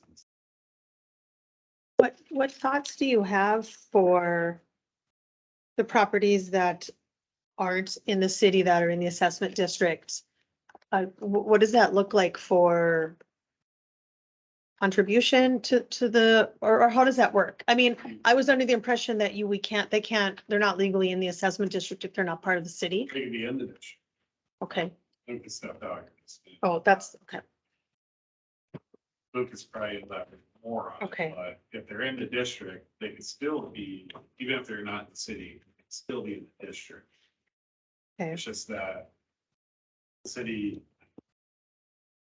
But you could even put dollars towards and say, okay. This property is $5 towards, what their amount is. mm-hmm, Until they're into the city, they don't have to start paying those specials, so the city has to carry those costs until they're in the city. So they Yeah. can still be assessed, it's just that they won't have to pay that. Until it gets, But then that means then I gotta pay for it. I live over there. however, the city pays it. I mean, And for like Jubilee, for example, that one, we've been in discussions with them. And trying to coordinate time to get together and talk again, to see if they work in with the cost share in the city or annex in or what. So we have had some conversations with them and we need to get another time set. Have some more.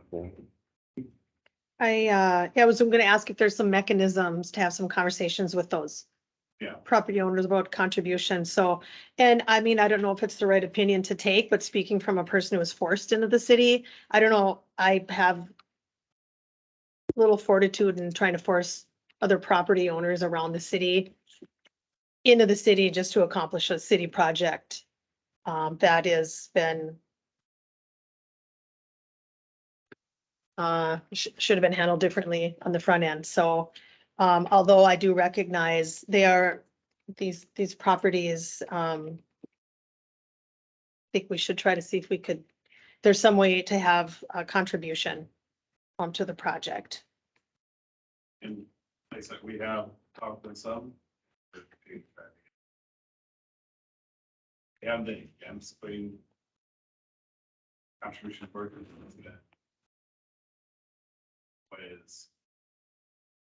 What would they consider reasonable versus what is? Right now. Were we, Can't lock it in right now. were we using the each method, Jim, or what were we gonna do again? I think it was the quick.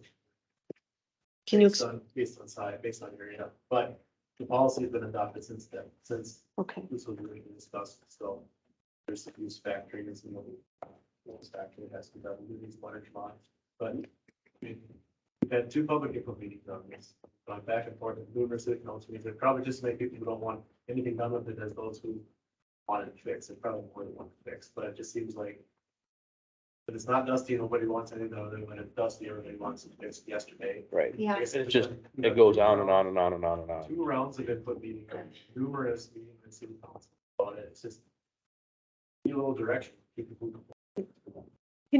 I just have one more question. Can you speak, Brenton, a little bit to what are our funding sources for this project? Funding would be this kind of the whole toolbox that we have for different projects. You have obviously special assessments. So we have to use special scale payments. Sales tax. Prairie dog funds. We also have ARPA money available. So there's different avenues there. There are a lot of different avenues to help pay for. Just want to make sure we're consistent with Yes. how we do it too, so. And that's where, about like Chestnut, for example, we said probably do 25%. Anything about that starts getting a lot more difficult on those different funding avenues and for the city, because we have a lot of projects going on. Facing, so 25%, those different avenues that the city could probably take on. Wall Avenue, even if, I'm just going to throw a number up for conversation. This is not a set in stone or anything, but let's say it was at 10 million. Yeah, we have the avenues right there that cover 25%. So that will alleviate a And I- little and I bit. see ten like one really have west and east. I talk, well, I have a lot of times. Yeah, both. It's one giant project, even though you have two districts. It's The thing that I have with this too is, I mean, I know we had mentioned about going up to the first entrance of Lost River. And then we do the other one later. I also know that's gonna increase the costs and that will affect me because where I'm at and anybody else who's gonna be involved in that special assessment district. So that's why I have a little bit of heartburn on that, not doing it all at once because it's just gonna cost more to wait. But if you guys don't wanna do that, I'm gonna suggest we at least get to the first entrance. Wait. And when you say wait, like how long? I mean, if We we, don't know. we just don't know Just pushing the problem. down the road. Yep. And we would assume it's probably the same assessment district down the road. Yep. And So then, they'll just pay for it twice. then. And you also pay for bringing the road in where they transition. And what type of road you do, there may be transition. So when you have to rip out some of the new stuff, the transition road. And however many $1,000 the mobilization fees. right, well, that's the other thing too. I mean, it's gonna get more costly and that's why Can we take a comment? we're only gonna do. Oh, I know, but I. All right, go ahead, go ahead. Somebody's got a comment they wanna do on it. And then, what would it cost to do from bridge? 5.2. What was it? Oh, wait, from the bridge east, Bridge east? 3. Three. oh, I haven't seen that. Okay. I used the number from this. Okay. So as somebody who's on the west side of the river, it does seem like a little bit of precedent has been set. As those residents who are east of the bridge are only gonna pay for the special assessments to the east of the bridge for the wall work.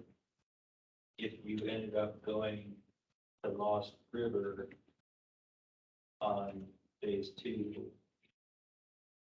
with then those of us who would have sort of that work done now to take us to the city, but then we be able to be excluded from a phase that goes from Lost River entrance west. Or would we also be paying for the east side, this center section? That would have to be and then discussed. west? That'd have to be discussed, Yeah.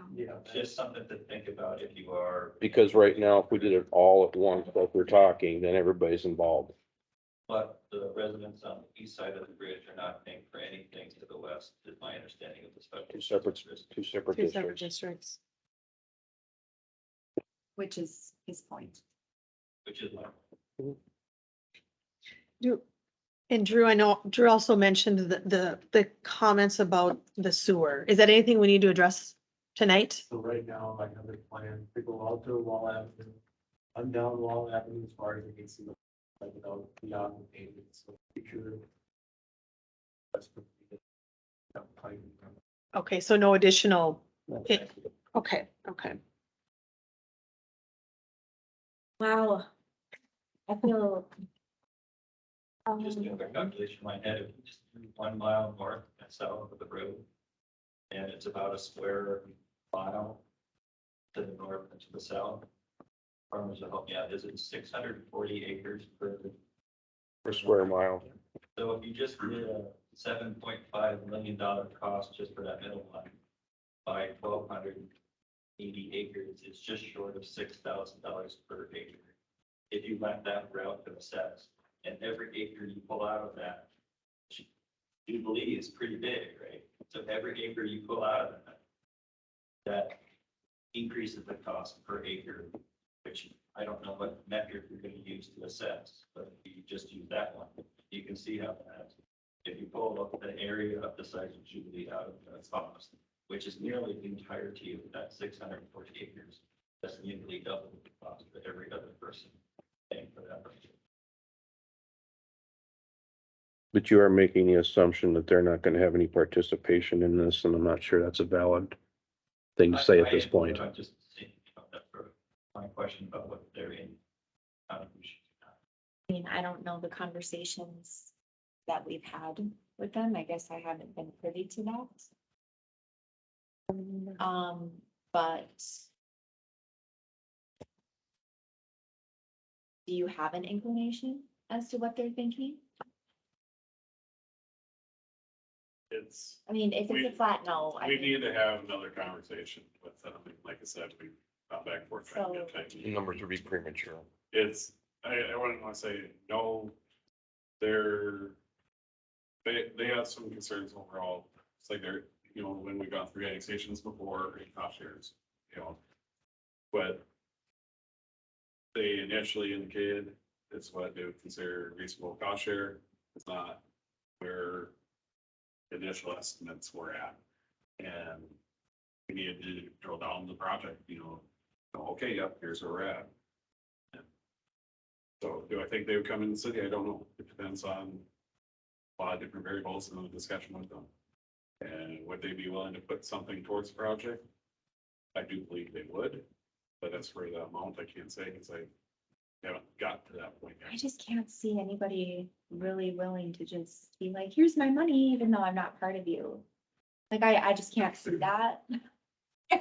I mean, And they're, So my perspective then is, tonight you're asking us to decide on a dollar amount, pick an option or an alternate. Not a dollar amount. Sorry, not a dollar amount, pick an alternate, okay, which they don't have input in, and they're a very large landowner.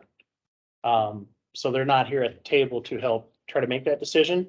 If they are willing to help out, is kind of what I'm getting at. So it's kind of like forcing somebody's hand. Okay, we made this decision. Now we're asking you to be part of it. If that makes sense. if you're going to include other large landowners that are in this district, there's others that are have just as much, if not more. I understand. But, so that same conversation Yes, sir. isn't just one. Understood. But those large landowners are part of the part of state. the. Part of the city. Right now, the Yeah. other one is not. And I mean, in essence, it's like, okay, you're deciding something on their behalf and then they don't have a seat at this table right now. I mean, they could be here in the crowd, you know, providing us their input. They're not. I don't know if they were invited, but so that's where tonight I'm looking at, okay, you're asking us to make a decision, right, Jim? I'm asking us to take action, make a decision on base cost plus one alternate or an alternate. I won't say one. Want you to say where you want it to start and where you want it to stop. I if you understand that. want it to look like. Understood.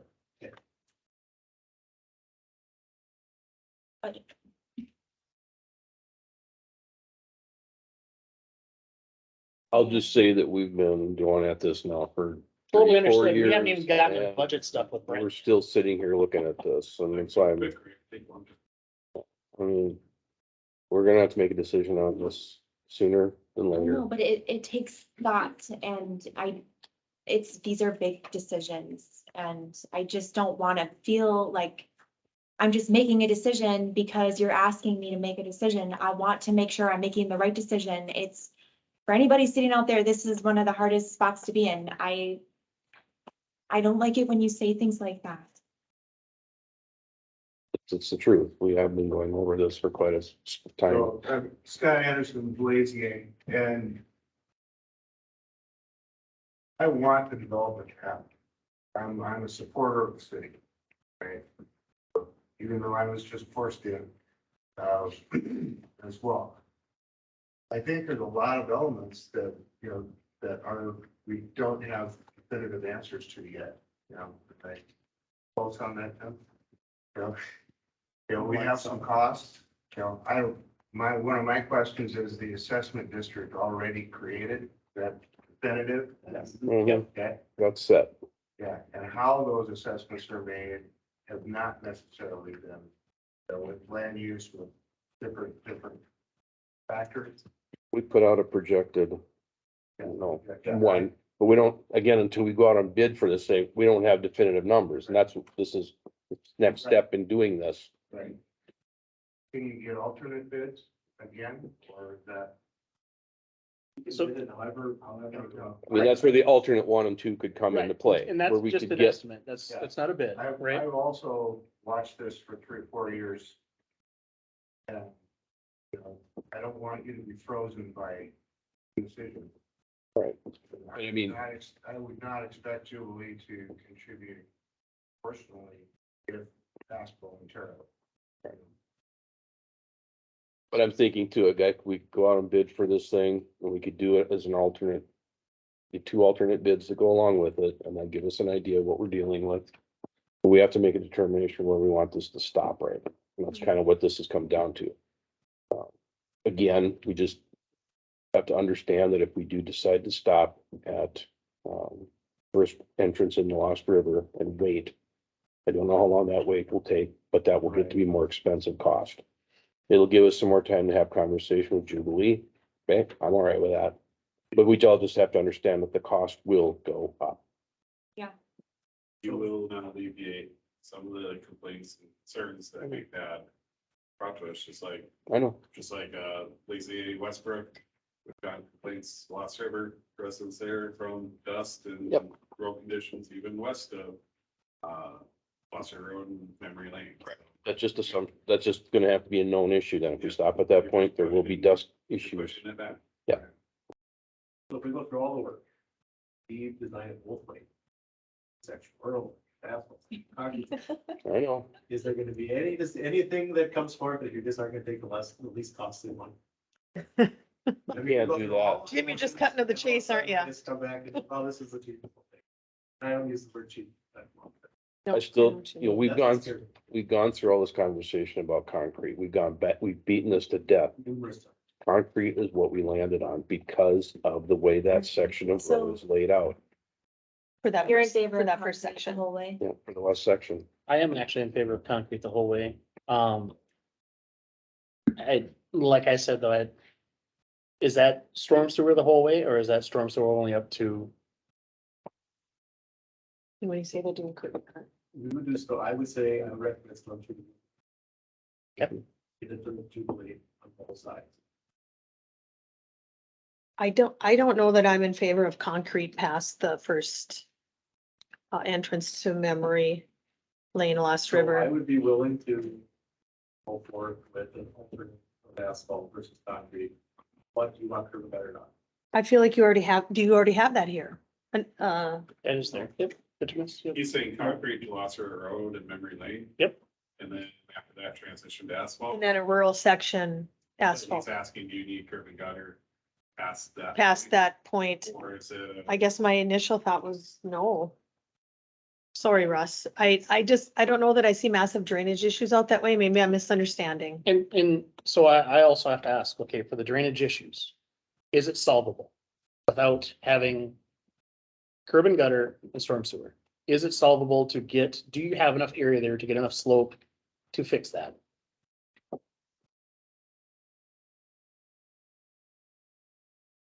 Don't know what the elevation is up on my head.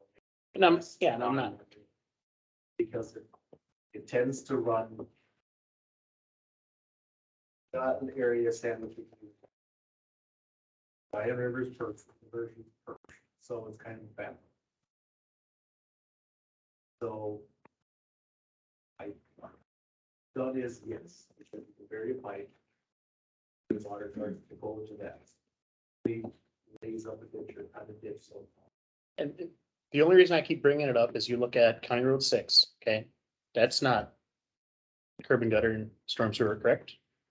It goes out past Greenfields, correct? So that's where I'm bringing this point up, okay? If they're able to solve it there, why can't we? They haven't solved their drainage. I understand. Yeah. That's big. That's the. Maybe I shouldn't have brought that one up. Yeah. Fair enough.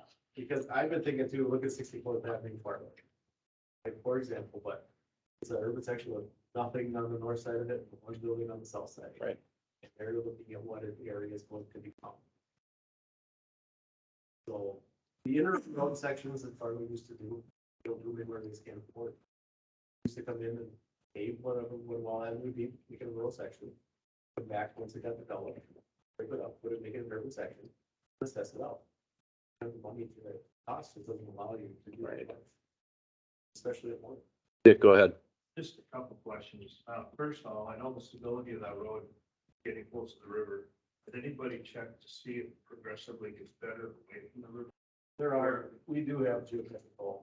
You know, and so if you were to take care of that section that's marginal as far as the instability there, and then progressively go down, I don't know if that's an option.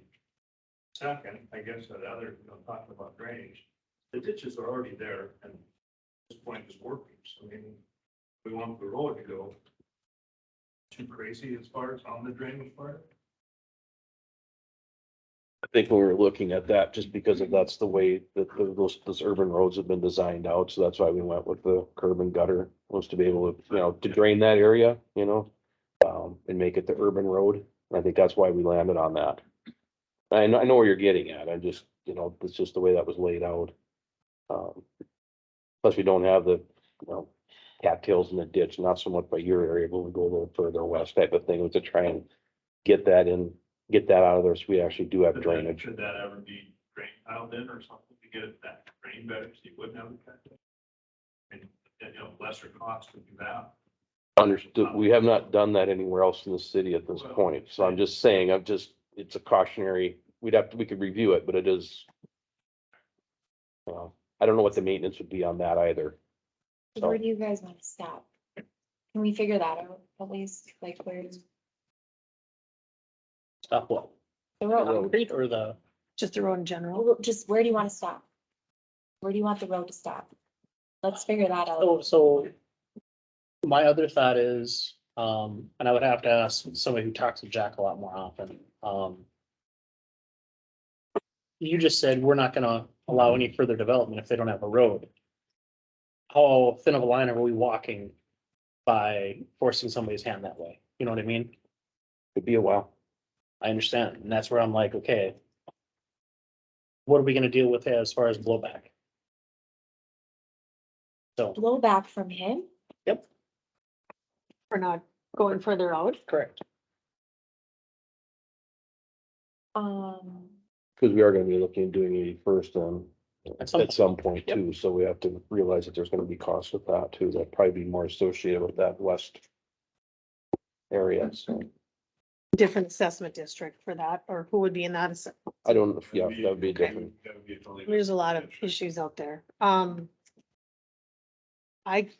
Like I said before, if money was no object, yeah, I would do curb gutter concrete all the way out to the diversion and have a smile on my face, but I just don't know that the advantages of doing that all the way out are outweighing the extreme costs. But those then- extreme costs are not gonna go away. No, I know, and I guess I'm saying more that concrete. But All then the way it's to the diversion.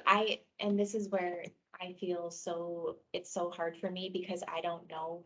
That Jeff saying, well, they had to build the road up this high out there. It's gonna cost you the same amount as if you did the concrete. I mean, I don't know. That's where I'm struggling, is because that's not my forte, clearly. I'm struggling with it because it's such a hefty penny.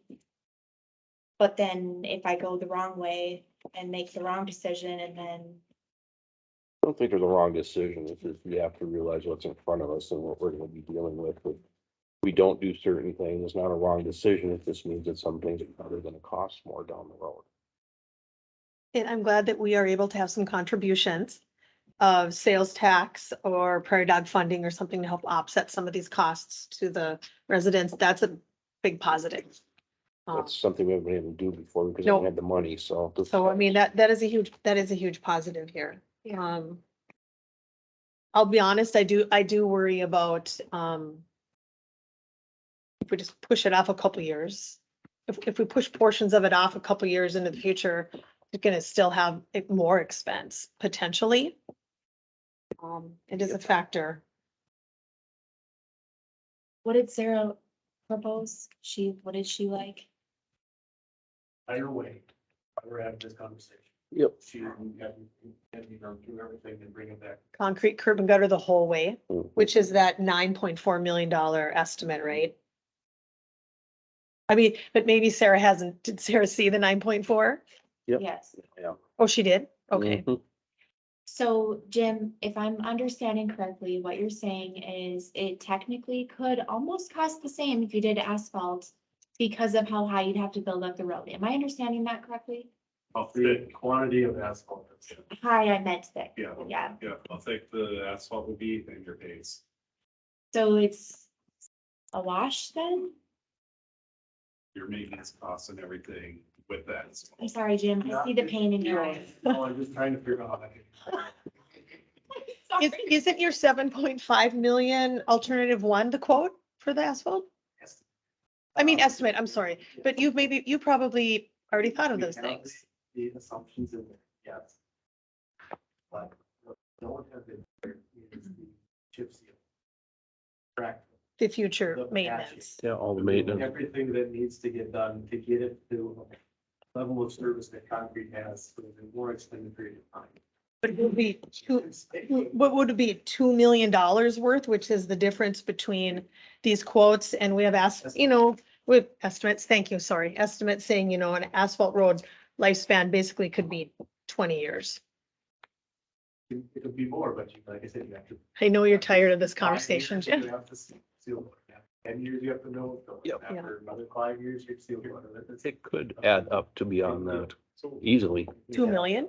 I would add on this, if you're doing that on your bigger roads, more well-traveled roads. And this is why the mentality was, okay, concrete for like collector or arterial road. Is because you'd have other costs tied to, if you have to close the road down to rebuild it. We were talking detours earlier tonight, and just so you know, like the 100,000 for graveling veterans or all these other costs and the interruptions it has on your community. When you have to close that road down to do maintenance or, it's time to rebuild after 20 years.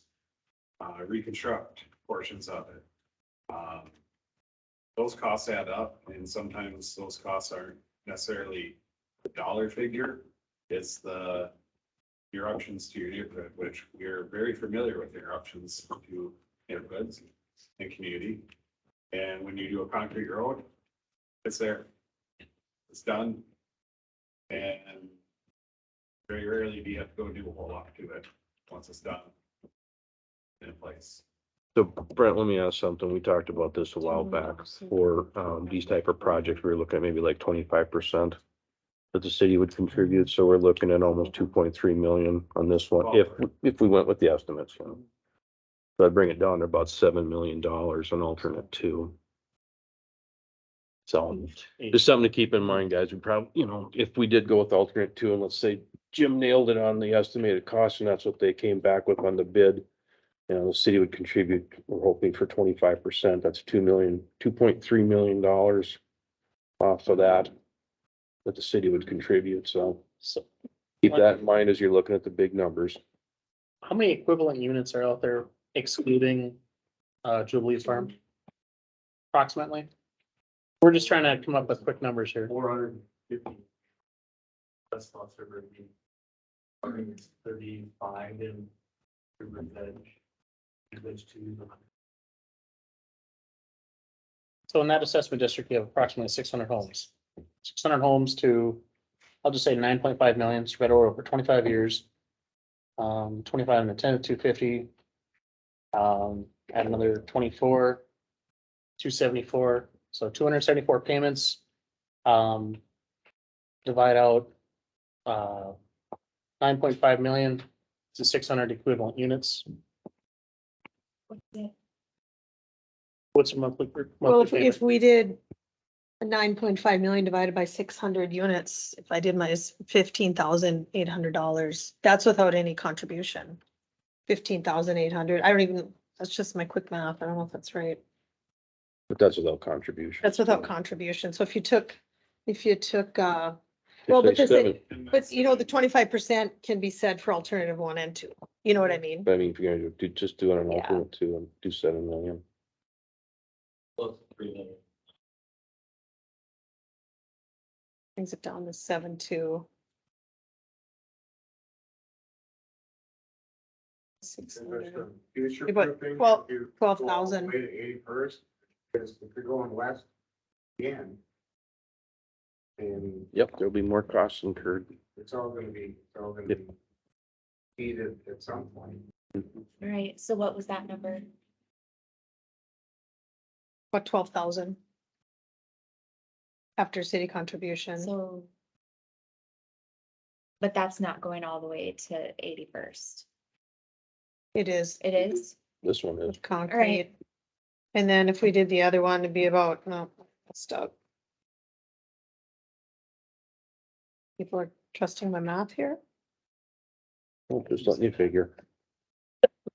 So if we did 7,000,000, 7.6. That's not how it's gonna get laid out though, because we, Times 25, We're not take it using- off, take off 1.9. we've gone through this exercise and we've actually had it. Everybody's lots have been, had an estimate of that. Yep. Be about 9,500. That's my rough numbers on alternate 2. 9,500 versus 12,000. That sound right? For. But that's just if you spread everything out equal. Alternative equally 1, around. alternative 2, with a city contribution. That's a rough estimate, 9,500 per lot, 95 for alternative 1, 12 for alternative 2. Okay, getting back to what we're doing here, guys. What are we gonna do? Mhm. We've pretty much talked this to death, so let's figure out what we wanna do.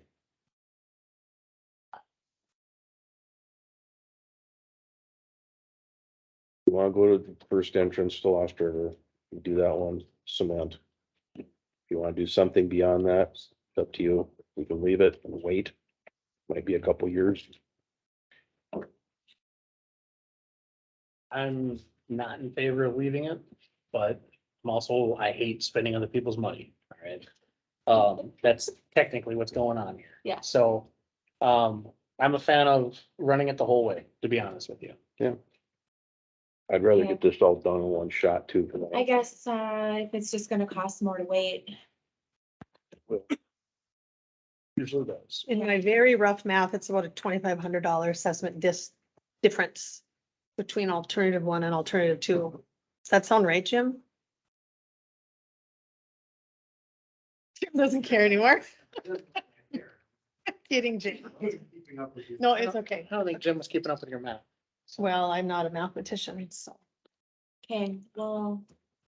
If you wanna, I guess I don't want it to cost more. Yeah. Okay, so this is your estimate. If we make a motion to approve this tonight, it's gonna come back. How far we go and the type of road we go. Understood. We have a chance to review whatever comes back as far as costs. Yes. Okay, Okay.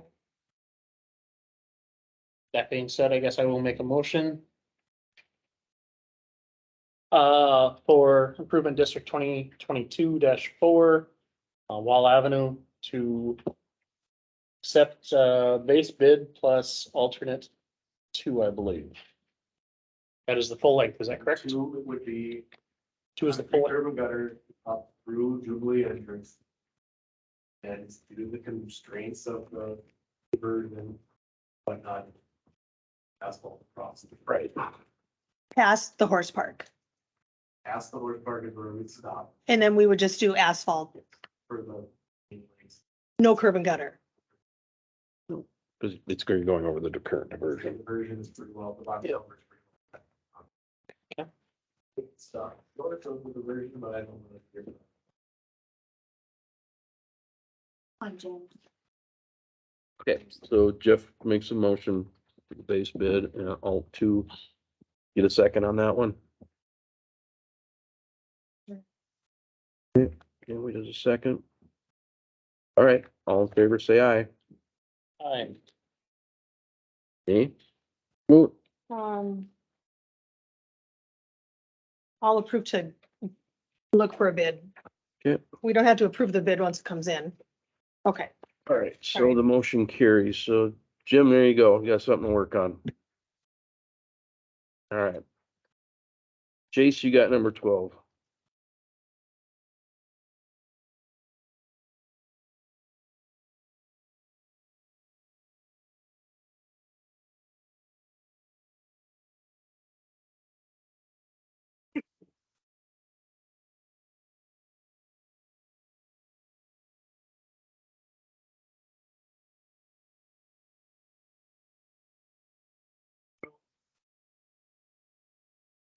obviously where we have quite a bit of development going on within the city. In a unique position where we have a lot of Horace that, for the most part, has been kind of ignored through a lot of the new.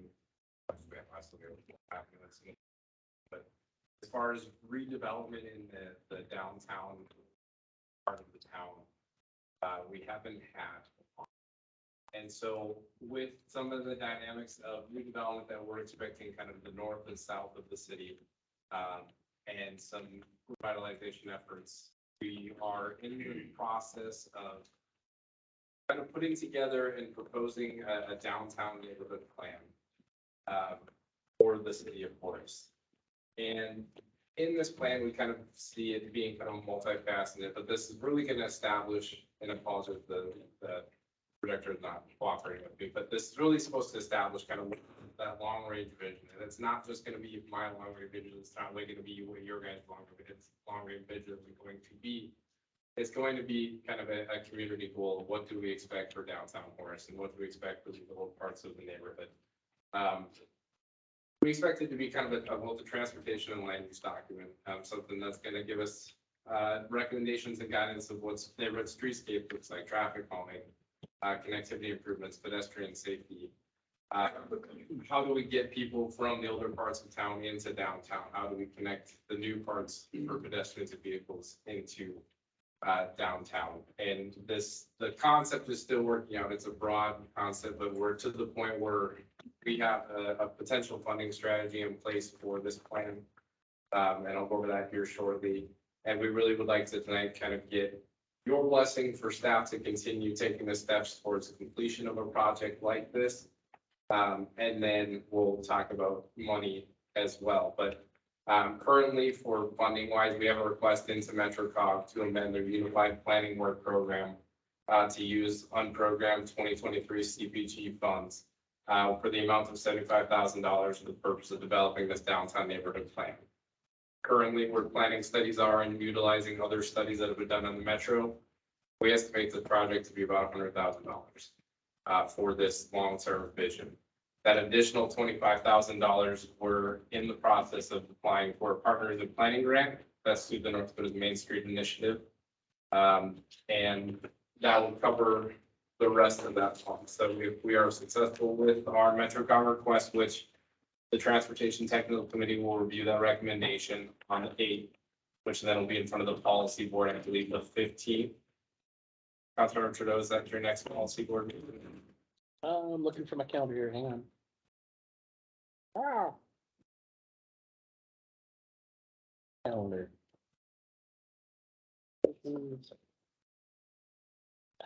Yeah, if somebody could tell me Friday is what, 4 days from now, 9 plus a couple weeks.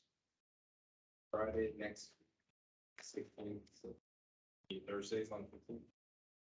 Correct. So 15? Yeah, it's the 15th, which would then, before the next council meeting, give us an idea of what the bulk of that project funding would be. That would carry an 80-20 match, which we could use state dollars for that match if we're successful with the Partners in Planning grant. If we are not successful, and that comes part of staff's next request, we would like to set aside an additional, and Brett and I have been talking 50,000 through the city budget to cover A, that match if we're not successful in the Partners in Planning grant, and B, for any potential overages that may occur through the project. One downside of that Partners in Planning grant is not awarded until May of next year. So if this is something that the council wants to move on, we can wait till May to see if we get that project, or something that we could right away use local dollars to cover that match and the remaining estimate of that plan. This is not a next week project. This is something that we're looking at 5 to 10 to 20 years down the road. What does the heart of the city look like? Because this is an area that clearly has not had a lot of development put into it, not a lot of connectivity to it. And this is something that I want to expand outside, not just Main Street, but some of those immediate neighborhoods too. How do we connect those neighborhoods with that core of the city? And then how do we transition to those newer developments that we're expecting? If you guys have any questions or anything, like I said, it's a high level dream right now of something for this community. But right now asking for consideration to move forward with this and asking for support of the funding mechanism and that additional money set aside. Jason, let me ask you this then. So what you're looking at here kind of is, revitalization, maybe is probably a broad spectrum word, but I mean, looking kind of, an idea for what I'll call the old Horace's area. We've got, it'd be a 50-50. It is how does revitalization happen? What does that look like? And it's a vision project as well. Right. So this would be a visioning. So the reason I'm asking is because this kind of gets into an economic development thing. All right, so sales tax, we got 25% set aside for economic development initiatives. All right. I'm just wondering if that might be an avenue that we could use for helping to fund some of this. So we'll be talking about funding next agenda item. We do have funds available that we could basically earmark. for this. Just Kind of come up with an avenue that we could use, because I know that we've talked about this before with economic development monies. I mean, part of that community building, that keeping that small town feel, where do Right. people gather? How do you interact with each other in the downtown setting? I mean, this all goes towards your economic prosperity, so. Yeah, and planning the transition strategies would be a big part, and I would like this to also, I know funding is a big topic of conversation for a lot of these projects. I mean, the state right now with grants, it is flush with money for Main Street improvements, placemaking projects. I mean, these are all big pots of money that we have not been able to take advantage of because we don't have that unified plan. And it's very hard to apply for applications for those grants without that backing of a plan that says this is what the community is. We could apply for 1.5 million streetscape projects, but if there's no vision for us to tie that to, we're gonna be unsuccessful. That is- Yeah. And I think that goes with any grant that you apply for, you would really have to be able to show what you're using it for. It's like the bike paths, that kind of thing, too. We have to show what we're using that for and the connectivity and all that. So I mean, it's the same thing here. I'm all in favor of you pursuing the grant funding. I think it would be interesting to see what a consultant has to say, but I mean, honestly, basically to me, what we'd be looking for then is how to move pedestrian and bike traffic and connectivity.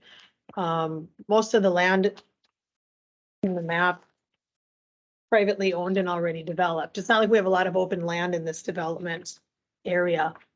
I mean, there's a few lots, there's an elevator in the parking lot, but I personally would be fully in favor of you looking to pursue the grant funding for the project.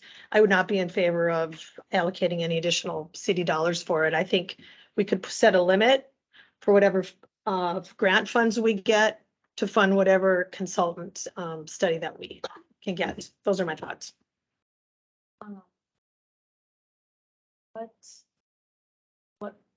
So you're asking for additional funds?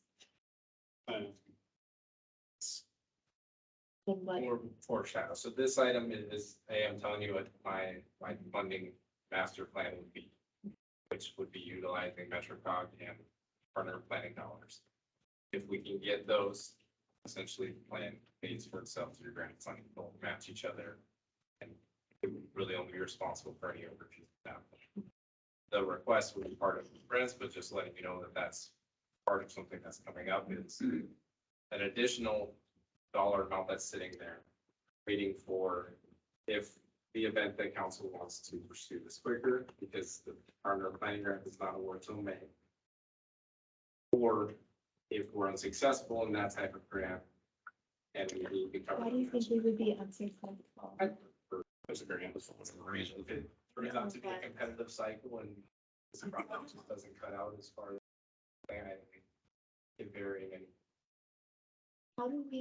What's your thoughts, like Stephanie had mentioned, if we already have like a lot of old versus already developed, do you think that we could utilize that money for and how would we make it work? right. So part of it, well, there's parts that are developed, yes. That doesn't necessarily mean that 10 years down the road, 15 years down the road, 5 years down the road, someone doesn't redevelop or someone doesn't want to do something different with that property.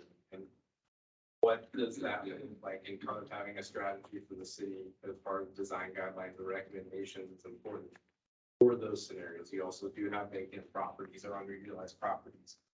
What do those become? Right now, we don't have anything that define what those potentially could become or where necessary areas for community gathering or events or redevelopment would be. So to say that right now, yeah, you have some property that's developed, that doesn't mean that those houses on Main Street stay there forever and they don't become something different, or someone doesn't build something different, or development just doesn't occur. This is a setting us up for success down the road. Not saying that those are gonna happen overnight, but what is our backbone when property does redevelop or does start to develop, to say, no, this is what the community wants downtown Horace to look. Well, and here's the other thing. So we never had a strategy for this. That's why you have this checkerboard pattern, right? Russ down Main. You got commercial, residential, commercial, residential. That was because, I'll just say it, bad planning back in the day, right? Just whatever happened. Huh? No planning. Okay. But I mean, that's why you wind up with this checkerboard layout here. So what you're trying to come up with is put some definition to this so that when somebody does want to do something, there's already a policy or plan in place to show. So it's kind of almost like you're trying to make like what we have in the 145 plan. Town plan has a small district idea on it, and that's strictly a high level. But you're like trying to make essentially like the same kind of handbook. Kind of. Except a more detailed. larger scale. Yeah. More detailed, more specific vision. Like a comp plan, But it's focused. but focus condensed down. So earlier in your talk, you were mentioning that the grant doesn't get awarded until May, I believe is what you said, correct? Correct. Right now, we have the opportunity to go to MetroCog and just see what they say before we have a hard yes or no on this. Is that a fair assumption? Yeah, but before we would get to our meeting on the 19th, the policy board would have met, and I don't know what other projects throughout the metro are submitting for that unprogrammed money. Okay. We would, by the 19th for sure, would know if we have a piece of that unprogrammed funds, which would cover the bulk of them. But I won't know as far as the matching goes, if we're successful in that until May. Because I have to apply for that partners and planning grant to cover that additional 25,000. How soon? Deadline for that is January 31st, but the Yes. award is not until May. Understood. So you got a little bit of time for I believe it's either Jim or Russ to go to the technical side of MetroCog. I got that. Is it you now? Okay. To get that ball in motion at least. And then obviously it'll come to us on the 15th, I believe. That date might slip a little bit depending upon diversion meetings. I'm trying to remember what they said. But other than that, I mean, you have a little bit of time to at least try to get the ball in motion to figure out if this is something that we need to talk about setting money aside for. Is that a fair assumption? That would be fair. I mean, because reality is on the, let's say the 8th comes, and even if the TPC recommends the current amendment, which I believe would be number 7 for the PWP. Yeah. And the policy board does not approve it, then we don't have any money, and then we got to figure out alternative sources that. So we'll know by the 19th whether or not we have a bulk of the money plan. It's that 25,000 matching that I won't know that I have until May, if I'm successful in that part of the plan. They're two separate pools of money. So, so do we have an estimate of a study? Right now, the estimate is about 100,000. And I mean, who have we reached out to? That's based off some area plans that were done. The comp plan was Comp plan was around 160. 160 Dilworth, their county road 10, or highway 10 for their study was about 120. Planning studies aren't cheap. No, I mean, they're, when you get into the cost of your public engagement and the people you're paying for to do them, they're not cheap documents. I would say we should pursue both of the grants. I don't know, if we get the one grant and not the other in May, maybe we do an abbreviated study. Like I said, the area is mostly residential. We could probably get some good thoughts, even if we aren't able to do the full 100. Even if we don't get both of the grants, that's my thought.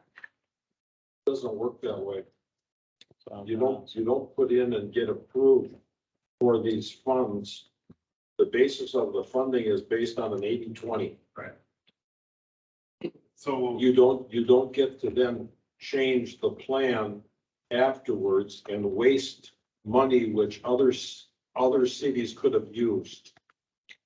Oh, so you're saying if we get awarded this 75,000 from MetroCog and then we don't get the other grant, We're still 25. obligated to provide a 80-20 match, regardless of whether I get the grant back. So we have to. we have to get, okay, this has not been clear to me. Yep. We have to pay 20% of that's any right. cost we get. Yeah. So Why didn't you lead with that? let's look at it as, okay, so for our water project, we had to show them that we were serious. We had to say that we were willing to put up this much money prior to getting the grants.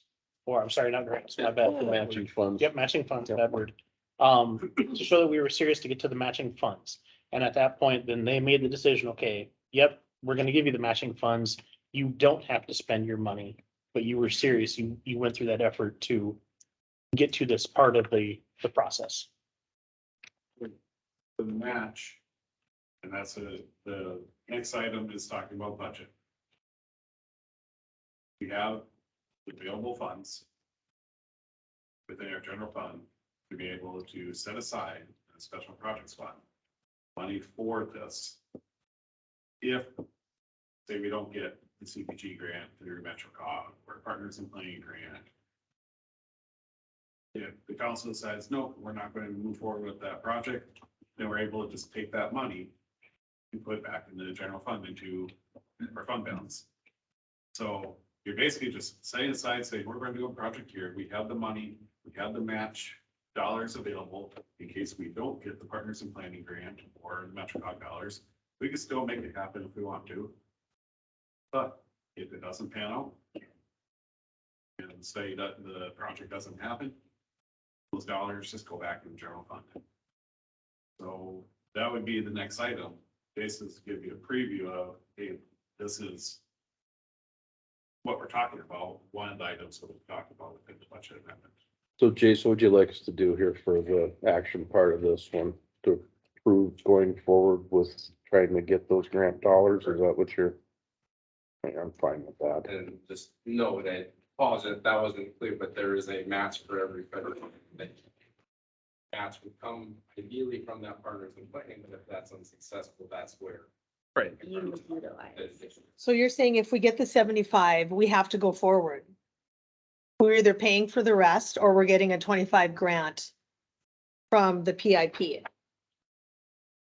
Am I misunderstanding? Except So if we get the $75,000 grant and we accept it, then what happens? We will know maybe on December 19th. If we got the 75. And then.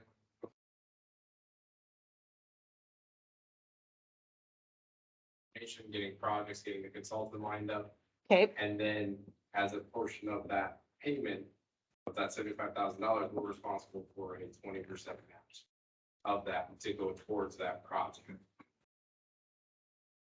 so we have to pay out of pocket regardless of what grant funding we Not get. necessarily. Well, in my scenario right now, I'm requesting for 75 from MetroCom, which is Mhm. federal funds. Okay, Then in order to match that 75, I'm requesting 25 from the partners in plan.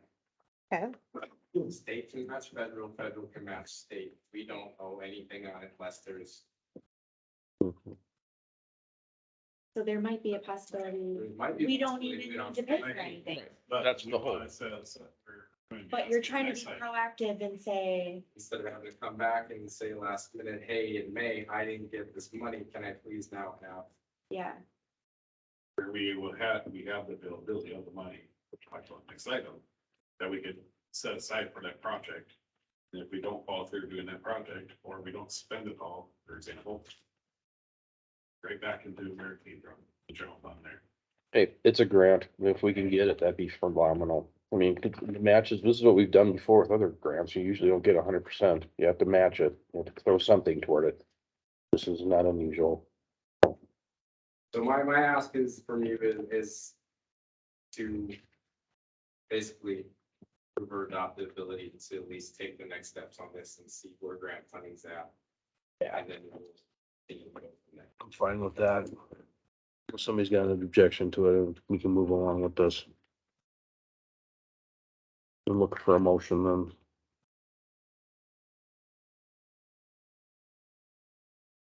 They want to make one? Sure, I'll make a motion. Obviously, I'm gonna be the guy talking about it on that meeting. Yep, yes, you will. All I right, have to at this point. So, make that motion. okay, can I get a second? I guess, but I'm really hoping we get that money. All right. Anybody does a second. All right, so all in favor, say aye. Aye. Opposed? Aye.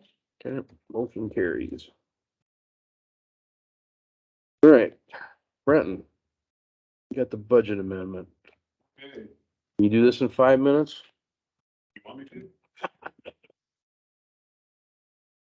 All right, okay, Overall, in very same position where as of last year, as you recall, we're talking, for this one, we're talking about the federal fiscal. We're talking about fiscal year 2022. Right. Last time we were talking budget, we were talking next year's budget, 2023. So the bigger sheet you have in front of you is the general fund, the smaller one is the highway fund. General fund, you probably recall when we were doing the 2023 budget. Some areas we budget pretty conservatively because there's variables tied to them that can swing a little bit, such as how many new homes you have per year, or you have commercial development, or industrial. So when we did 2022 budget, same thing in 2023. Went a little under we anticipate for new homes, and we went very low on commercial, basically. We didn't know when commercial wave would hit us. It did hit us this year, which is good. Dairy Queen, clinic, new bar, grill, or restaurant coming our way, daycare, you betcha. So we've had quite a bit coming at us. So very top third of the sheet there addresses revenues. Revenues, for example, for building permits, or planning and zoning permits really is the meat and potatoes of that building permits. We had originally 416,000. Most of that yellow you see there is break up. Call out a little more specifically where that's going from, or where that revenue is coming from. So we have new residential building permit, new commercial building permit, remodel for commercial, remodel for residential, a few other categories. But then we also break out plan review. So our fees tied to plan review. So at 416,000 we originally had budgeted, broke that out. And full projected revenue for the rest of the year, so it's just projecting out December, with the actuals, we come out to $738,450. So we're trying to reflect that within our budget, show recognize revenues, so it's with budgeting in the future. One challenge we do have is have to offset things, so we have increase in interest earnings, so we have different things like bond money and these general fund revenues. So we earn interest on that in the bank. Interest earnings have been a lot higher than they used to be. Also interest rates are higher than what they were a year ago. So that one offsets a little bit, though. I went a little lower than actuals. Offset the property tax revenue. Property tax revenue We have budgeted $1,271,518. That's set off the mill rate. However, what we actually have for recognized revenue is typically about 3 to 5% less than that. That's courtesy of the 5% discount the state allows counties to do or people pay their property taxes on time and their special assessments. So anyways, we went from overall budgeted revenue of $2,154,468 with the increase in funds from building permit revenues, and also state aid came in higher. We got budget 230,000. It is going to be around 285,000, so I have 280,000 reflected in there. Anyways, total revenues then come to $2,594,993. Like I said, the lion's share of that is really attributed to building permits. And we budget pretty low on like commercial. We don't really factor into commercial because we didn't know what it would be hitting us. Residential, I believe we had around 265 homes budgeted. We're right around 300 homes, maybe a little bit more at this year versus just single family homes. Then you have multifamily and like apartments and different things like that. That's that added to it. Any questions on revenue? Okay. Next category, expenses. You have salaries. Salaries, that area, that's for our staffing. Outside public works. Original budget was $1,059,000. It goes down to $920,500. The reason for that is because we had quite a few positions that we had budgeted that were open. We didn't fill. Our project manager, building inspections, admin assistant, didn't fill until halfway through the year. Case came on March, so got a few months there. We just filled our finance director position. That was open here for a little while. He was able to make it tonight. I saw you looking around, Jim. Said he was gonna be here, so I'm like, Yeah. I know everybody in this room, but Yeah. he's not here. But anyways, so we had more costs there due to staffing. Professional services, we did have more in legal and engineering. I would say Lucas and Jim have been very busy because they made up a lot of their agenda stuff quite often. So Lucas been quiet tonight, though. I say you guys, Mark. I'm trying to help you. Yes.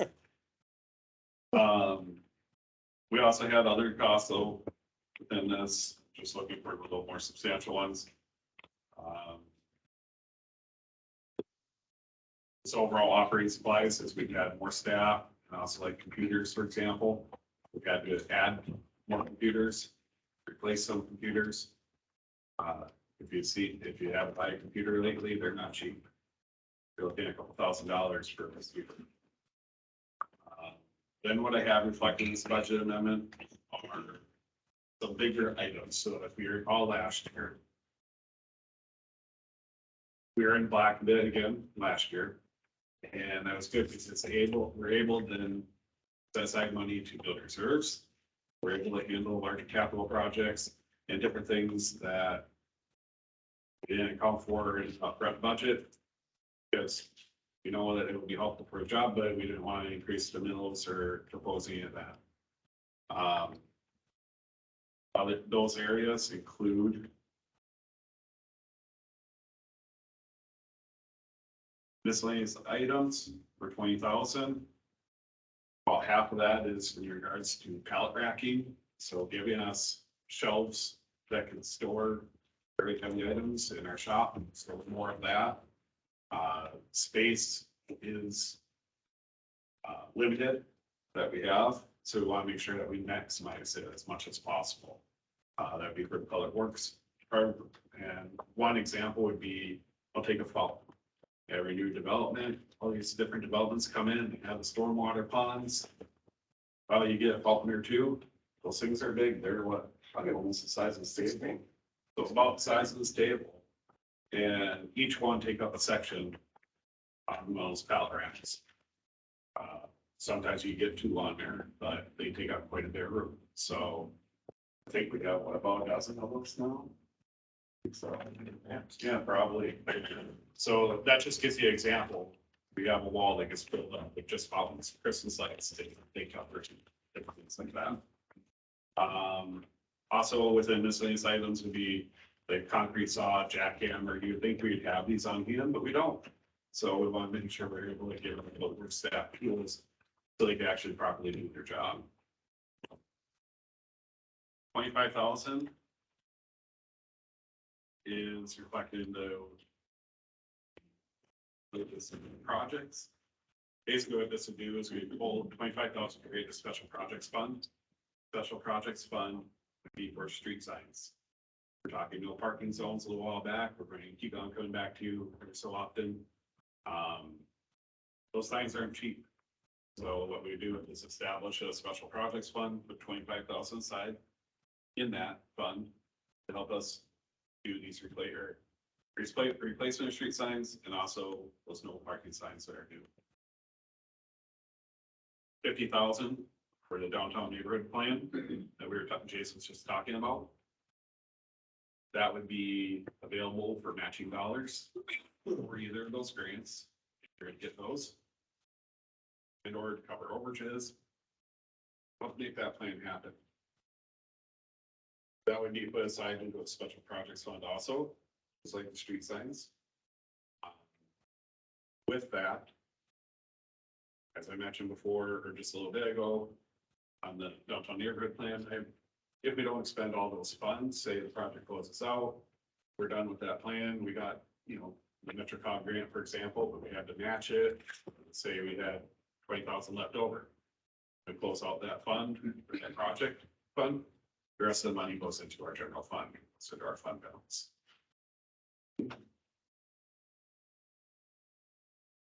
Then we get into putting money aside into our general fund reserve. So I would suggesting this amendment here is to put 50,000 into a general fund reserve. As you may recall, one of our goals we've been doing is to build some reserve because we really didn't have any. If you talk about 5-6 years ago, the city did not have a general fund reserve at all. It's still not very high or anything, but we're trying to get something. Even if we put $5 in every year, awesome, it's something, you know, but we have the opportunity to be able to put something more substantial. If else, if we're able to put that in there. This is what our bonding agency is looking at when we put those reserves together, because that gives us a more favorable rating. Yes. So that's why we want to keep adding to these to, like you said, even if it's $5, it just shows that we are moving in that direction to keep a favorable bond rating. And it's not just about bond rating, it's that we have things happen in our community and we need to do something.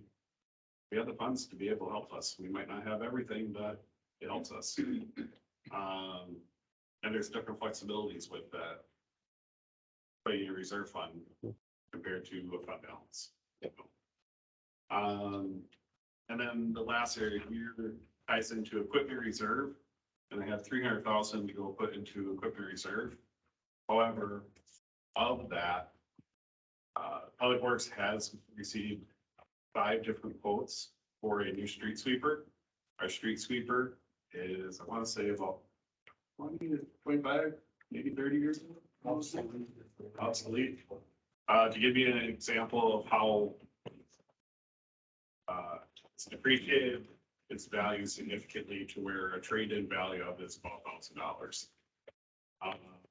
Scrap iron is probably a The little bit. comparison I have, if I'm talking Public Works and others would be picture of Linus from Peanuts, and we're just dragging the blanket, you have the dust cloud, that's our street sweeper. And we have a lot of it, the ability it has for picking up dirt, quality of it, it's past its useful life. I thought We contract out right now. However, it's not cheap to contract out. I don't know the exact cost, how much it cost for that. We're talking probably $10,000 to $15,000 a year. Contract that out. And I'm giving you a ballpark. The each time Pro Suite comes in, you're looking at probably $4,000 or so. Yeah, And but how much is a street sweeper? brand new street sweeper, the one that we have, that we'd asked to purchase would be for 225,000. Street sweeper is one of the most expensive pieces of equipment the Public Works Department has. Street sweepers, road graders, and if they have like a backhoe or like a mini excavator or We truck. drive it. You know, Any of our Public Works staff, they I drive know, it. but right now, when we rent it, No, we have people come in. The company comes in and they bring like 4 or 5 street sweepers and hit the town up. All in one shot. shouldn't, why wouldn't it, isn't that cheaper than buying? It'd be cheaper, however, we're not sweeping the town aggressively at all. And we also have requirements in regards to stormwater, like our MS4 and impetus permits that do ask us to help keep debris from going into our, our stormwater. And that's one of your active measures to help show that you're keeping the stormwater clean. I know, but you could, But so how often would we need to bring them in to do that then? If we're gonna get serious about it and have street sweep Yes, they would be in here, weekly? not weekly, but they'd be down here at least once or twice a month. I'm just- I just say they come in once a month in the summer for 6 months there. You're at 4,000, it's 24,000 and that adds up pretty quick. What roads do you think are the most dirty or catch the most debris, or County Road 17. that we would have to do it more County than Road 3 times a 17 year? We'll take our current sweeper and we even try to go knock that down at times. And it's, that piece of equipment is down so often, broken or backing up or problems with it. And like County Road 17 is probably the absolute worst, but we have other areas too.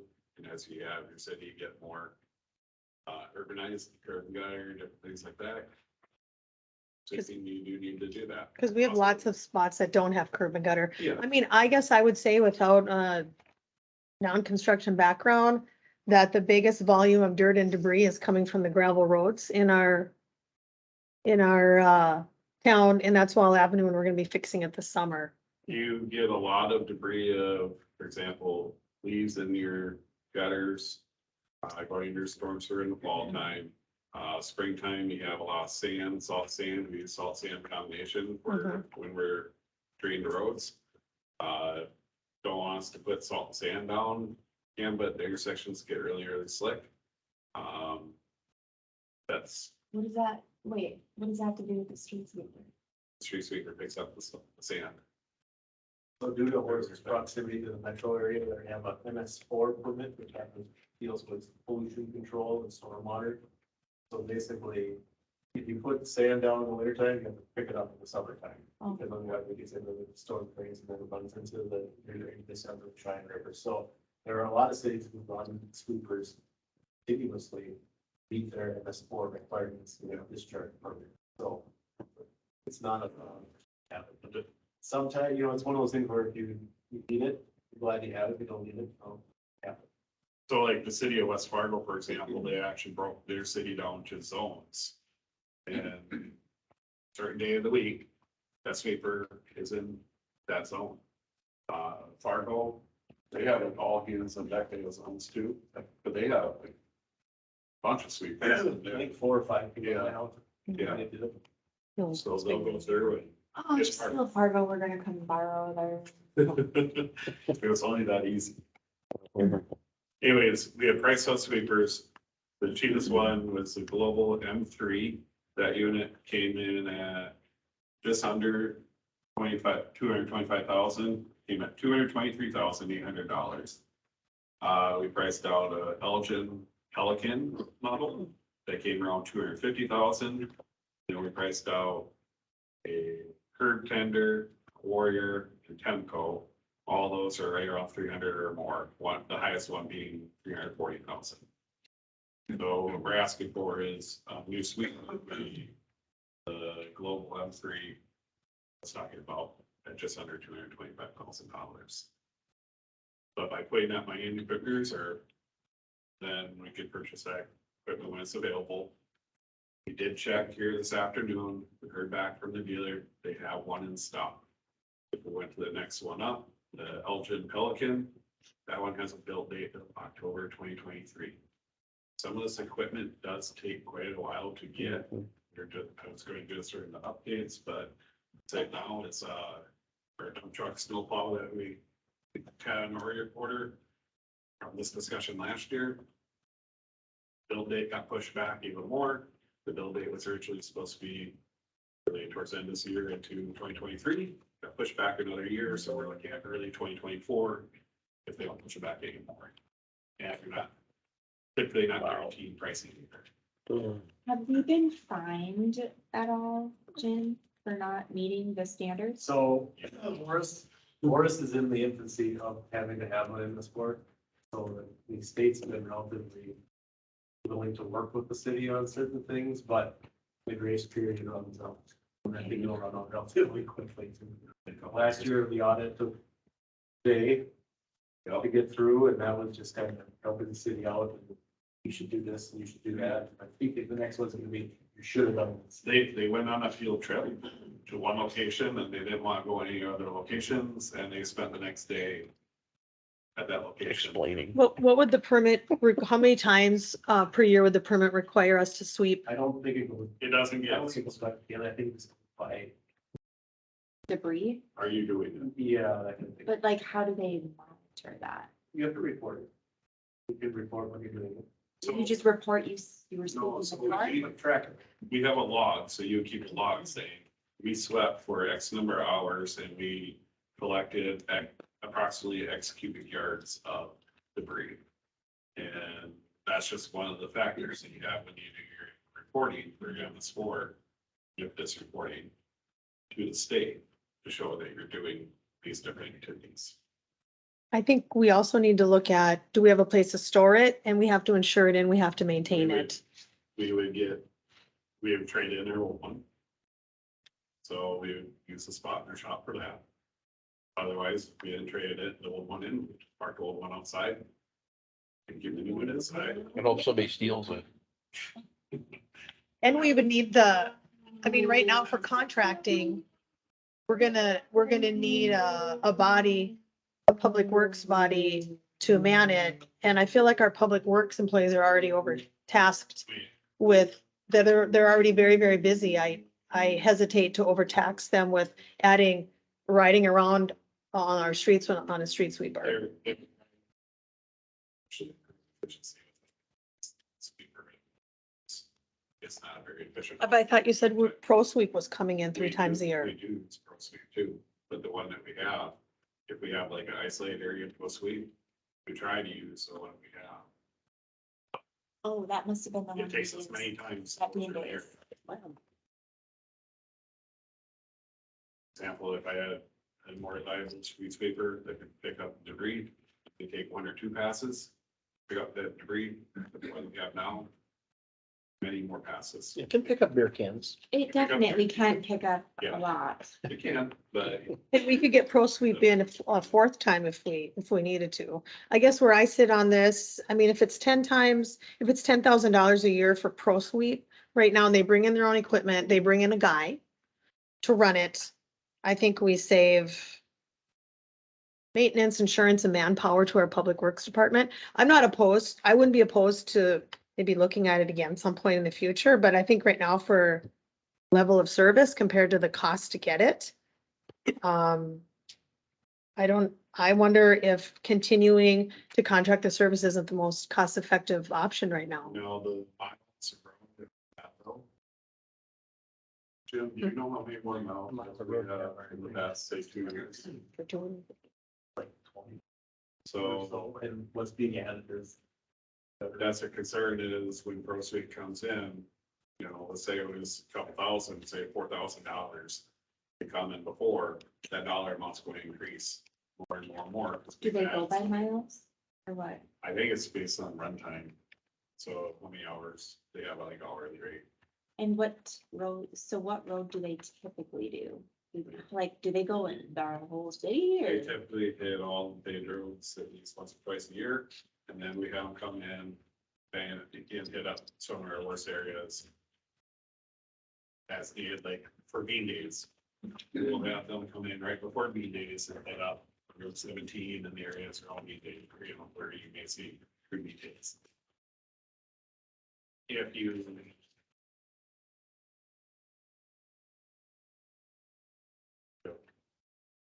If you have somebody that's able to hit up these areas in there before they get real bad, they're a little more efficient with their time too.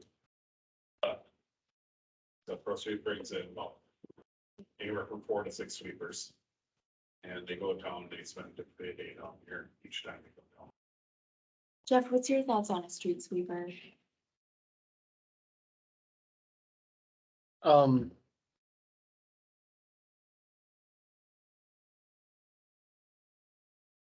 Is it a piece of equipment we need to have? Obviously, we have one right now. We know it can pick up bigger material like a beer can. Maybe not as much dirt and stuff like that that goes into No. our gutters, Nope. We can Get the beer can. but we can get that beer can.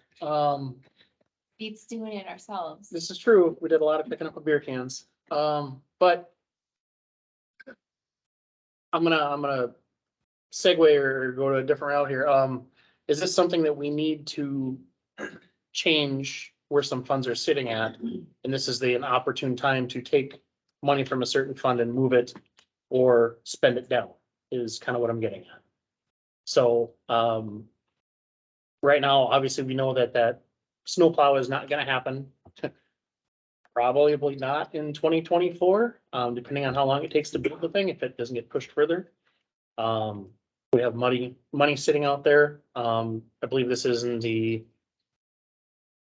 not the general fund, but this is coming from This would be coming from the general fund, putting into the equipment reserve. into the equipment reserve. And the Okay, equipment reserve, what we have in there right now, when council approved that snowplow, we didn't set aside entirety for that snowplow. Okay. And truck setup, knowing that we'd be making payments on it, or likely be making payments on it. However, also if we had the opportunity before the truck came in or when it does, we could put more into that equipment reserve to build that fund up. Right. So we have to do that. oh, with interest rates going up right now, I don't know how much more it's gonna cost for that truck. Okay, whether we keep the money in that fund for that truck Or can we just pay it off? or just pay it off. And so to answer your question, am I in favor of a street sweeper? Actually, I understand her point as to, okay, how many more times can we hire that service to show up to make sure we don't get fined versus owning that piece of equipment right now when it's maybe not absolutely necessary?